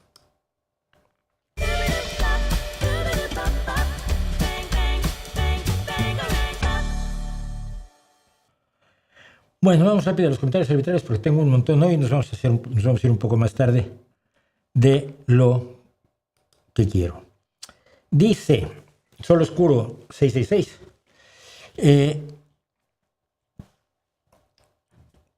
Buenas, Mauricio. Una pregunta. ¿Crees que si la cordura volviese a Estados Unidos con un régimen de gobierno un poco más como los anteriores, podrían retomarse las antiguas relaciones con el país o estas se verán definitivamente lastradas por las locuras de Trump y su gabinete? Y mi respuesta es, yo me imagino que se pueden cicatrizar muchas cosas, pero la confianza en el aliado ya no se recupera o tarda muchísimo tiempo en recuperarse. Y me refiero a décadas, no a cosa de años. Creo que el daño que está haciendo Trump al mundo es en gran medida irreparable.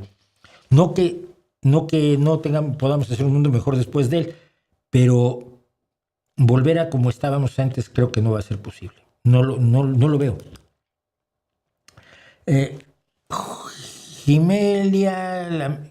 Gimelia Alameda, como se diga, dice, hasta la pregunta que haces es filosófica, hacer un juicio de valor es filosofía. Mi respuesta era siempre, todo es filosofía. Entonces todos somos filósofos y los que se creen filósofos especiales son bobos, ¿no? No tienen más argumentos, es bien triste. Marcelo Visor dice, yo sé que no eres un muy amigo de Aristarchus, pero te comento, el Filopalomo, el que dice que nosotros venimos de la nada, primera noticia que tengo, tuvo un debate con el primero y le pregunta ¿y de dónde viene Dios? Y entró en cortocircuito. Hay un video corto por ahí de eso. A ver, no soy ni amigo ni enemigo, no sé quién es Aristarchus, más allá de que me dijeron que es ateo y que me hizo un video homenaje larguísimo de 3 horas. Tampoco tengo idea alguna de quién es el Filopalomo. No he visto vídeos, ni un solo vídeo de ninguno de los dos. No conozco siquiera sus caras.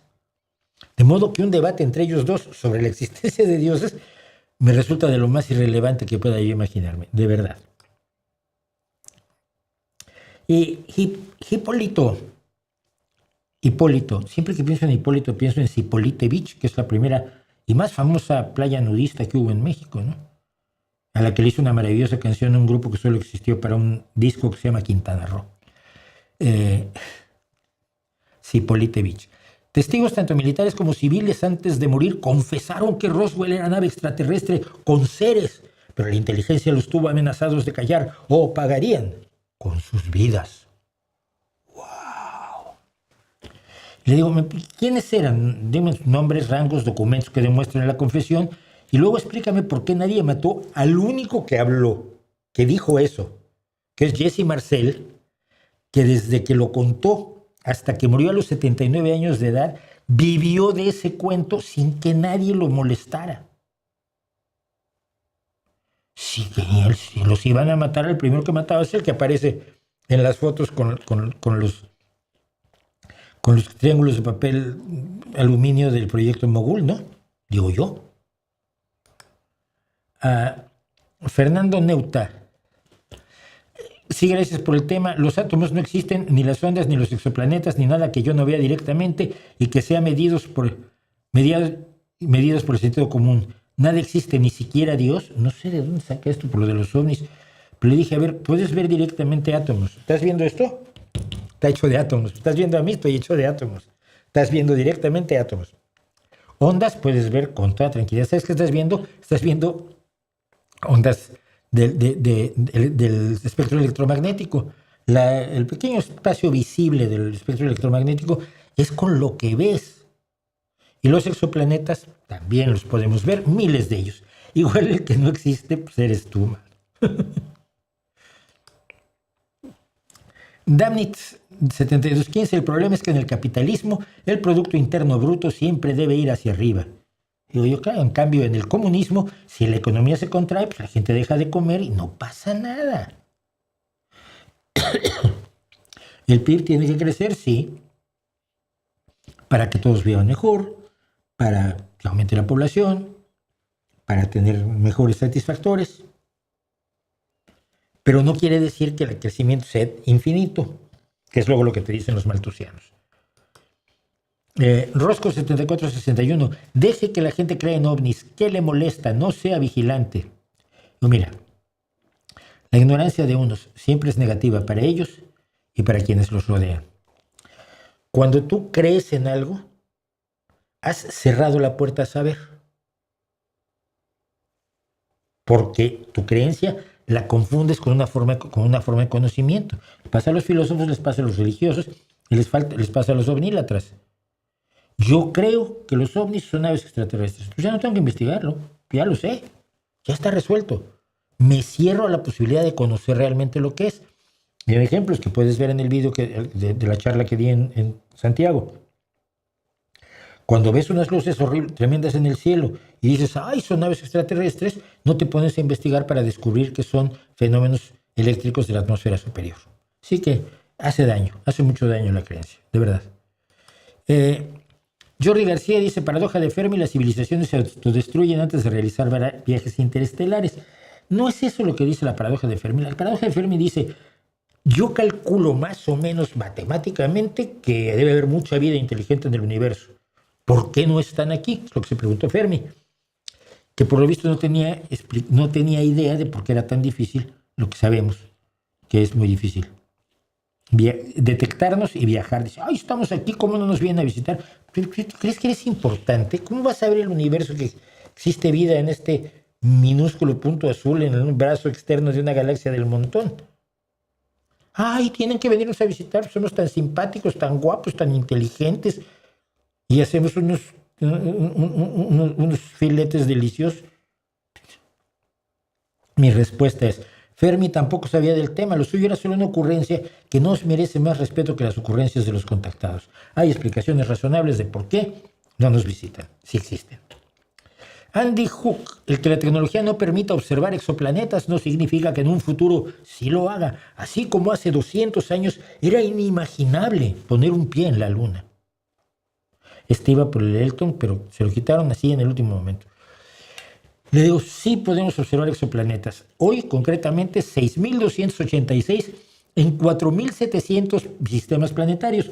No sé de dónde sacas que no los podemos observar. Y también te equivocas en la segunda parte. La primera obra que imaginó un viaje a la Luna fue The Man in the Moon, de Francis Godwin, abuelo, por cierto, de Mary Shelley, en 1638, hace bastante más de 200 años. Sé que hace 200 años ya pensábamos en pisar la Luna. Y dice Max Y3J, hay un nuevo guardián junto a Darwin, Bach, Velma, etc. Yo sé que Darwin es la ciencia, Velma el escepticismo, Bach la música, Bach el arte en general, y el oficial que sacaba a la gente de cierto lugar que no sé si se puede escribir en la plataforma, sí, Auschwitz, Pileski. Pero la dama que aparece con nosotros no sé quién es y qué significa don Mauricio. Y digo, pues es la diosa del mira qué poco me importas. Hay dos opciones que tenemos por lo poco que sé de griego antiguo. Ella es. Ay, no lo tengo, lo tenía yo aquí. Qué triste. Lo perdí. Bueno, pero su nombre creo que es Perifronae. Perifronar,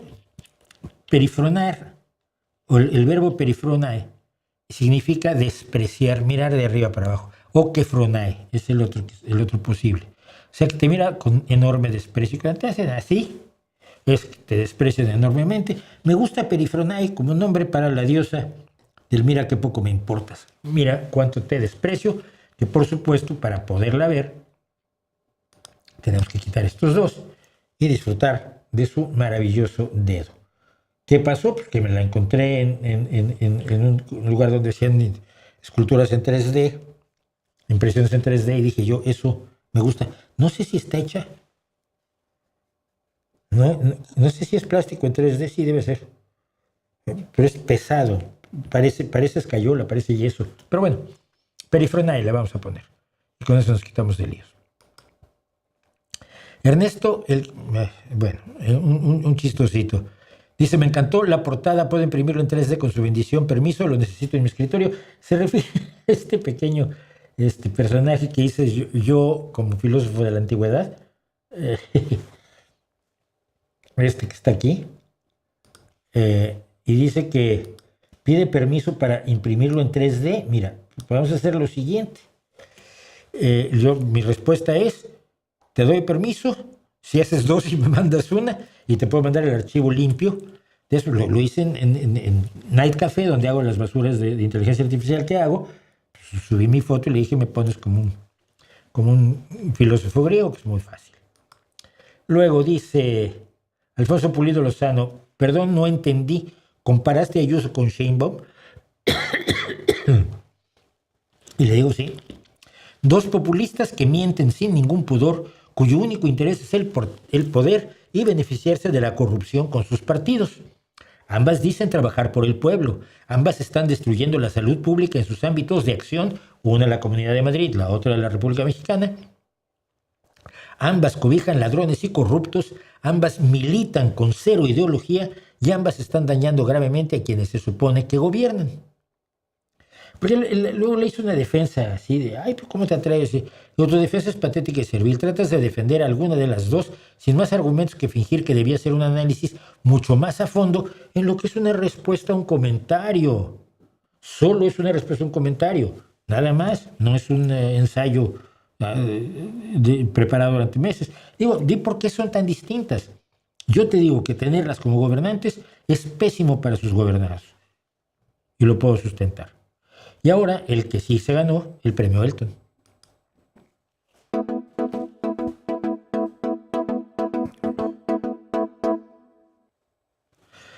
Dice Mario Silva, no hay peor ciego que el que no quiere ver. El pueblo de México votó por narcos en el 2018 y en el 2024. Lo hizo y cree que los gobiernos actuales son los más limpios y honestos que han gobernado a México. Y aquí está lo que respondí yo al principio de esta transmisión. Digo, tú dijiste que Morena eran narcos en 2018 y lo sabían todos los mexicanos que votaron por Morena. Dame la referencia, por favor, demuéstralo o borra tu comentario por mentiroso. Enfrentar a los mentirosos con otras mentiras no te hace vencerlos, te hace igual a ellos. Toda la explicación de por qué la gente puede votar a un populista sin creer en la agenda real de ese populista, pues la tenemos al principio de esta transmisión. El PG es de derecha, me pregunta Jonathan Eliaguirre Abrego. Y digo no. El PG carece de ideología. Es un populista narcisista. Él puede creer que es de izquierda, es más progresista o que está haciendo por el bien de la gente, pero no tiene principios. No tiene principios, tiene frases. Frases para el consumo de los demás que no norman su criterio ni su accionar. Luego venía el de Demócrito. Facundo Rendo dice, ¿a qué cree que se debe que muchos historiadores no tengan optimismo respecto al futuro? No sé si será solo mi caso, pero he conocido a algunos que no ven un futuro mejor.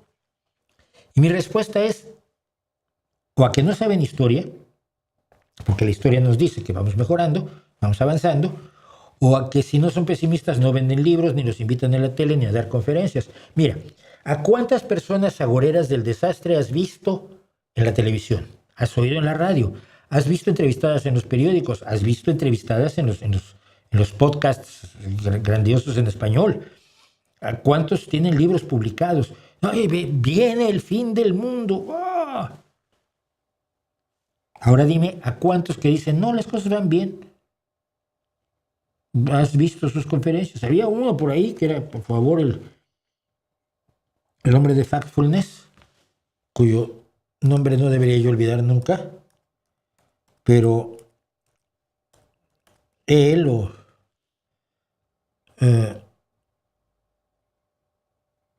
Hans Rosling. Estaba Hans Rosling y está Pinker en cierta medida, pero no trae el éxito. Si uno quiere tener ese, claro, ellos viven de otra cosa. Yo no vivo ni de eso ni de otra cosa. Dice Azur, y esto me pareció importante. Dice, saludos, me ha gustado. Una vez se me preguntó si creía en Dios y yo dije que no. Alguien bendecida, no sé qué quiere decir eso, debe decir bendecida, dijo, eres atea con desprecio bastante notable. Yo le dije que me explicara el significado de ateo y me dijo, es anti, teo es Dios. Bien, pues por eso no soy ateo, porque no puedo ser anti algo que sé que no existe. No me importa que me llamen ateo, pero es fastidioso que lo haga con desprecio vírico, porque yo no voy llamándoles creyentes con desprecio y es estúpido creer que alguien se la pasa enfadado con algo que saben que no existe. En fin, no lo entienden, me dan mucha pena. Y mi respuesta es, ya, pero en ateo la A no significa anti, significa no o sin. Como anósmico es el que no percibe olores, asintomático es el que no tiene síntomas, el anónimo no tiene nombre y el afónico está sin voz. Así que te engañaron. Y la gente que crea que A es anti, tonta.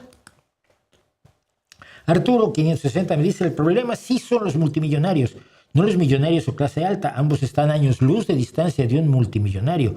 La nueva riqueza generada se acapara en las manos de quien ya tiene riqueza y no importa qué tanto aumente la riqueza si el 70% de esa nueva riqueza va para los multimillonarios. Este es de estos porcentajes que sacas de la manga. En vez de tener que aumentar la riqueza en 10 veces para que aumente un pequeño porcentaje de la población común o aumentar la riqueza 2 veces redistribuyendo esa nueva riqueza y que todos sean más ricos. Bueno, los porcentajes son inventados. La gente tiene una idea muy rara de la riqueza de gente, y yo desprecio profundamente a Elon Musk y a Jeff Bezos, concretamente ellos dos. Zuckerberg también se ha vuelto exactamente de la misma realidad. La gente tiene una idea muy rara de su riqueza. Cree que si tiene en este momento, por decir a alguien, el más despreciable y racista y nazi de todos, Musk, tiene más de $1 billón, o sea, 1 millón de millones de dólares, que en inglés es 1 trillion. Trillion en inglés es billón en español, 12 ceros, millón de millones. Bueno. La gente cree que tiene como 1 millón de millones de billetes de dólar. No, mira. La riqueza de esta gente se mide en el valor de mercado o accionario de las empresas que poseen. Pero aparte de eso, son accionistas en otras muchas empresas donde no te dicen que son accionistas. Lo que tienen de efectivo es muy poco dinero. Controlan una gran cantidad de dinero, pero no lo tienen guardado como rico MacPato en una bóveda. Entonces, la idea de que esa riqueza va para ellos y no tiene expresión en el resto de la sociedad es absurda. No estoy diciendo que sea buenísima la situación, y sobre todo cuando la riqueza es de origen bastante inmoral, con el caso de Jeff Bezos y su explotación a sus trabajadores. Lo que te estoy diciendo es que no es lo que tú crees que es. Ahora, por lo visto tú, para redistribuir la riqueza de estos, que ya dijimos que no da para mucho, la de los tres dará para que nos den $300 a cada uno de nosotros, los 8,000 millones y pico que somos en el mundo. Tú te decantas por la solución de hacer huerfanitos, llenar las calles de sangre, instaurar un nuevo sistema maravilloso donde se redistribuye la riqueza por decreto. Te recomiendo que eches un vistazo a lo que fue la Unión Soviética, Checoslovaquia, Rumanía, Albania, a todos los países que probaron esa solución y que veas cómo les fue a los pobres. No a la cúpula del partido, a los pobres.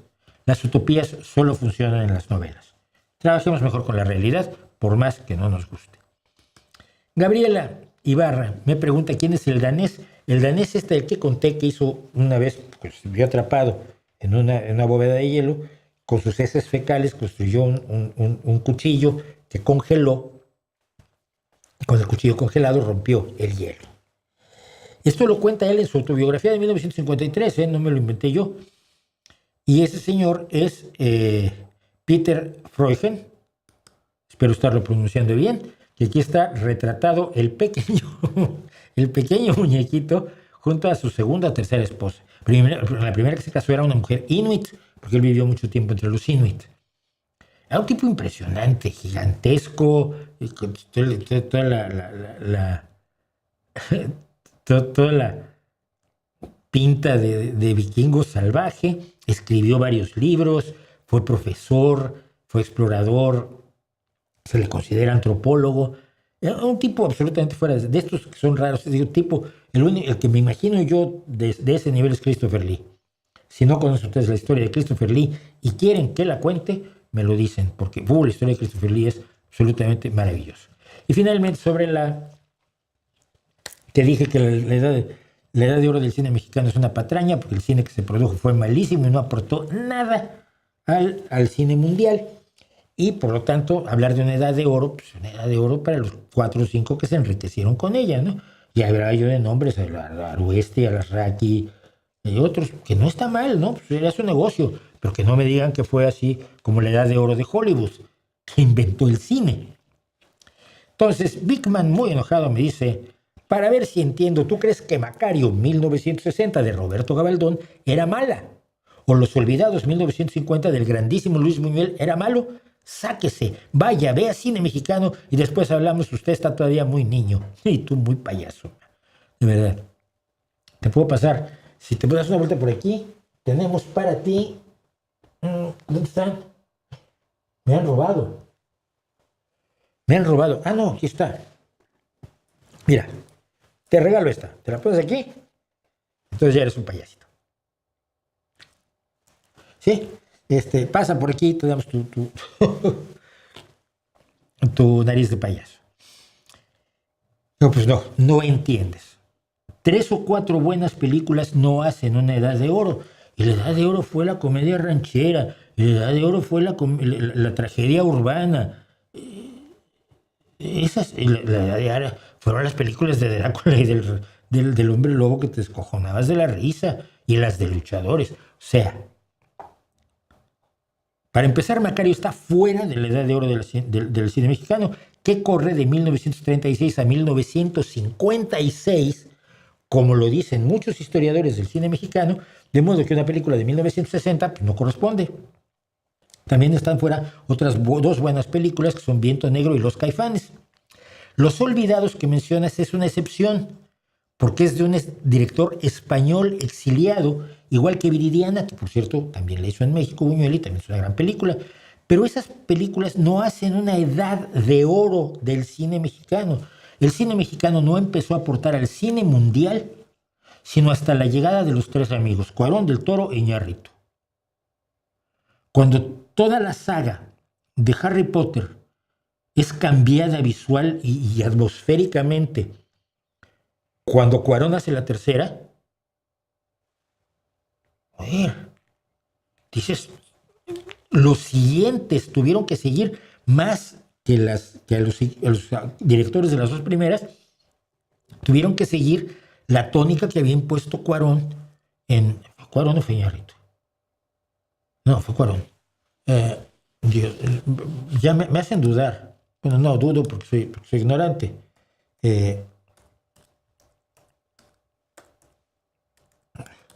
Dudo porque me acuerdo de las cosas. Sí, Alfonso Cuarón dirigió El prisionero de Azkaban. Y en vez de seguir al director de las 2 primeras películas, las siguientes películas siguieron la concepción visual de Cuarón. Allí es donde el cine mexicano ha aportado. Y yo sigo bien enojado con Del Toro. Íbamos a ser famosos juntos. Y por cierto, ya que estamos en esto, Bickman, es una pena que no se haya aprovechado mejor a grandes de la actuación como la familia Soler y Joaquín Pardavé, que a mí me parece de lo mejor que se puso frente a una cámara en la historia del cine mexicano. Y ya sé que les gusta más Tintán que Cantinflas, y lo entiendo, pero recuerden que Tintán siempre hizo el papel de Tintán. Nunca hizo otro papel. Él solo hizo el papel de Tintán. En ese sentido me recuerda mucho a ¿quién era? Charlton Heston siempre hizo el papel de Charlton Heston, ¿no? Y hay una serie de actores que solo han hecho el papel de sí mismos. Resines en España, por ejemplo, siempre hace el papel de Antonio Resines. Entonces, pero Joaquín Pardavé tenía un rango emocional de la comedia a la tragedia, pasando por el drama serio. absolutamente impresionante. Y los Soler no se diga, ¿no? Fernando Soler era igual un cómico que un trágico. Igual te hacía un Hamlet que te hacía una comedia de rompe y rasga. Así que pues esa es la historia. No existió la edad de oro del cine mexicano y no es mi culpa. Yo no la hice, solo vine a decirles que les están viendo la cara. Chao. Y con eso terminamos. Si queda algo más. Si eres pionero en la crítica a la filosofía, tampoco creo serlo. ¿Por qué no escribes un libro para tener mayor alcance más allá de la divulgación? Porque no tengo tiempo. Tengo un libro que estoy escribiendo hace 5 años. Entonces, no me voy a poner a escribir un libro sobre la filosofía. Ya sé además lo que me van a decir. Por lo que he estado diciendo todos estos años. Creí que Chuck Berry trabajaba solo pedía al empresario ponerle un baterista y un bajista y él hacía el resto. Sí, es muy probable, es muy probable. A ver, Chuck Berry, si tú ves vídeos de él, era un espectáculo extraordinario. Su caminata de pato, que luego la rescata Angus Young en AC/DC, como el guitarrista de AC/DC. Pero su guitarra, sobre todo, es que es uno de los mejores guitarristas de la historia del rock. Y así está considerado en casi todos lados, por cierto. Mauricio, te falta el video de la ONU. Ya lo sé. Pero estoy casi pasada la mitad del guión, pero el trabajo no me ha permitido terminar el guión. A ver si esta semana lo puedo terminar, lo grabo, y el próximo jueves, no, el próximo miércoles no, porque tenemos la entrevista con el secretario general de Juventudes Socialistas de aquí, porque me han preguntado sobre Juventudes Socialistas, y mejor que lo cuente yo, mejor que lo cuente el secretario general de Juventudes Socialistas aquí en Gijón, ¿no? Cuando hablas de los filósofos, dice Ricardo Cruz Castillo, siempre me los imagino como el pitufo filósofo, jajaja, eso les duele mucho. Te digo, el humor los mata. Cuando una persona, sin importar quién sea, da su opinión, no es más que eso, una opinión. Para asegurar que algo como Dios existe, se requieren pruebas. Efectivamente, Sidai Dark, tienes toda la razón del mundo. Me acuerdo de Helmut Schmidt, quizá uno de los pocos líderes socialdemócratas que no era aburrido. Fíjate, hasta Olof Palme era serio, era adusto. Su discurso aquel de por qué soy socialdemócata a mí me sigue conmoviendo enormemente, pero tienes razón, Helmut Schmidt era entretenido. Que vea yo Kimi no Nawa, vale, lo intento. ¿Qué te parecen las fusiones en el rock? El rock es fusión. Ya lo hice aquí, lo leí aquí mientras era en el Substack, sobre la historia del rock y cómo el rock y el rayo láser se llama. Cómo el rock nació y nadie sabía para qué servía con el rayo láser, y luego resultó que servía para todo. Desde hacer grandes óperas rock hasta lo que quieras, baladas, country, todo. El rock es una forma de ver el mundo, de ver la realidad, de ver la música. No es un género musical con sus limitaciones como el cha-cha-cha o el son montuno o la copla o la ranchera. Lo abarca todo y eso es lo que le ha permitido sobrevivir, ¿no? Entonces, el rock para mí, el rock es fusión, decía yo, viene del blues, el rhythm and blues, el jazz, el country. Porque los primeros artistas de blues, por ejemplo, no se diferenciaban de country. Led Belly cantaba igual country que blues. Luego Muddy Waters, que electrifica el blues, descubre una cosa que él dijo y que a mí me parece la gran verdad. El blues tuvo un hijito y lo llamaron rock and roll. Pero estaban también ahí metidos elementos del swing y elementos de otras formas musicales que vinieron a confluir en el embudo enorme que es el rock and roll, ¿no? Entonces, viva la fusión en el rock. ¿Crees que sea un problema la tasa de inmortalidad o individualismo en el mundo porque las nuevas generaciones ya no quieren tener hijos? Yo no sé si las nuevas generaciones ya no quieren tener hijos. Mira, porque cuando tienes la experiencia de una sociedad determinada, tiendes a pensar que esa sociedad determinada a la que tú perteneces o en la que tú vives es representativa del resto de la humanidad. Y no es así. Entonces, este es un ejemplo del crecimiento de la población. ¿Sí? En todo el mundo. hasta 2022. Antes de los 8,000 millones, ahora ya pasamos de los 8,000 millones porque sigue creciendo. Entonces, decir que las nuevas generaciones no quieren tener hijos es decir que esto no es cierto. Pues sí es cierto, seguimos siendo cada vez más. Y se calcula que nos vamos a estabilizar entre 10,000 y 11,000 millones. Y para estabilizarnos entre 10,000 y 11,000 o 12,000 millones incluso, pues tiene que haber otros 4,000 millones que tienen que nacer.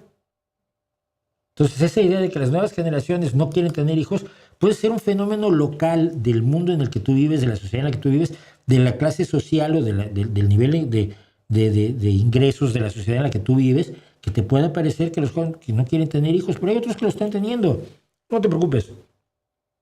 No te preocupes de ello. Gracias. Antropomorfización de la tecnología. Los seres humanos tienden a humanizar a la inteligencia artificial y a los extraterrestres y a los perros y a los gatos.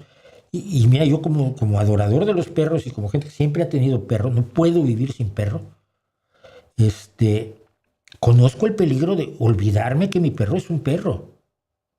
Y alguna vez escribí un largo ensayo que se llama Quiero mucho a mi perro, pero es un perro. Tengo muy claro que no es una persona, no es un perrijo, no tiene los niveles cognitivos que tengo yo, ni que tiene un niño, ni nada. Es un perro.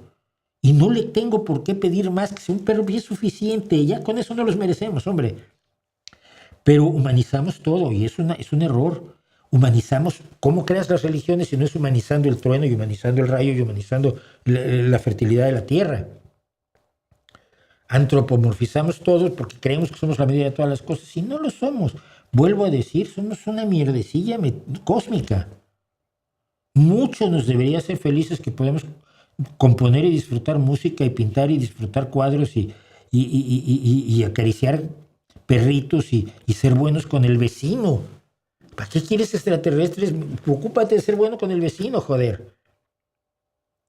Que ya es mucho para un trozo de locos, un accidente biológico que nace en una bola de lodo a la mitad de la nada, como es donde está nuestro planeta. No sé. En tu opinión, ¿quién fue la actriz mexicana más grande? Silvia Pinal o Dolores del Río, María Félix. Yo me iría por Dolores del Río. María Félix hizo el papel de María Félix siempre, fíjate. Es otra actriz que siempre hizo el mismo papel, exactamente el mismo papel. Su rango emocional era cero. Tenía una posición emocional y no subía ni bajaba nunca. Silvia Pinal tampoco me parece una gran actriz, ¿cierto? Pero igual lo es. Pero Dolores del Río sí tenía un rango emocional adecuado para un trabajo actoral rico, ¿no? Un trabajo actoral que enriquezca al espectador. Las ranas es de Aristófanes. Yo estaba diciendo que era de Esquilo, ¿verdad? Soy tonto. Sí, pero bueno. Saludos desde Costa Rica. ¿Qué me recomiendas visitar en Nueva York? Fuera de lo más turístico, nada de lo más turístico. Si quieres, el lugar más raro para mí, pero más adorable de Nueva York se llama el Sarges. Te voy a poner hasta el nombre aquí, fíjate. ¿Cómo los quiero yo?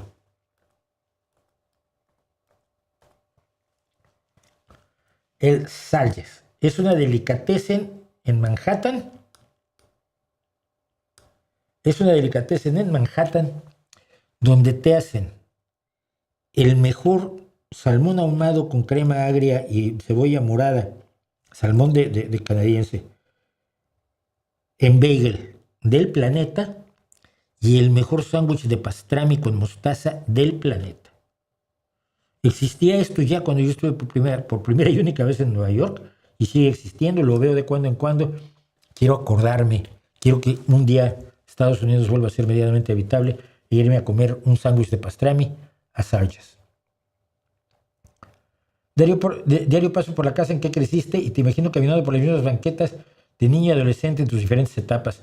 La casa en que crecí es Newton 211, frente a la iglesia. ¡Wow!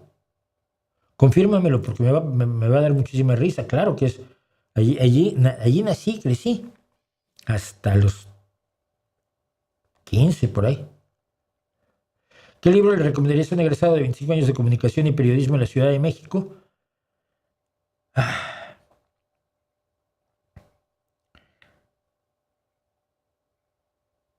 Probablemente, déjame ver cómo está traducido porque no me lo sé. Ah,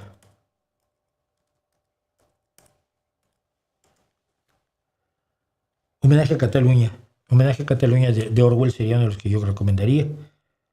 Reportaje al pie de la horca de Julius Fuchik, aunque es muy ideologizado.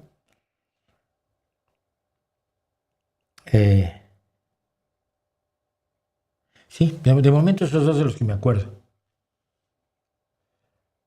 ¿Quién es el mejor director de fotografía que tuvo México? Lo menciono, que siempre se esperaba que el cielo estuviera como él quería. Gabriel Figueroa. Gabriel Figueroa es la única aportación real, ¿no?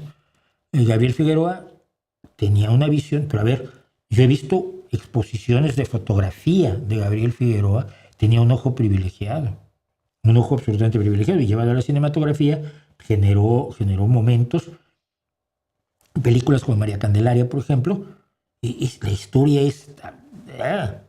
y la actuación es... pero la fotografía de Figueroa, madre mía, qué maravilla, qué bonito.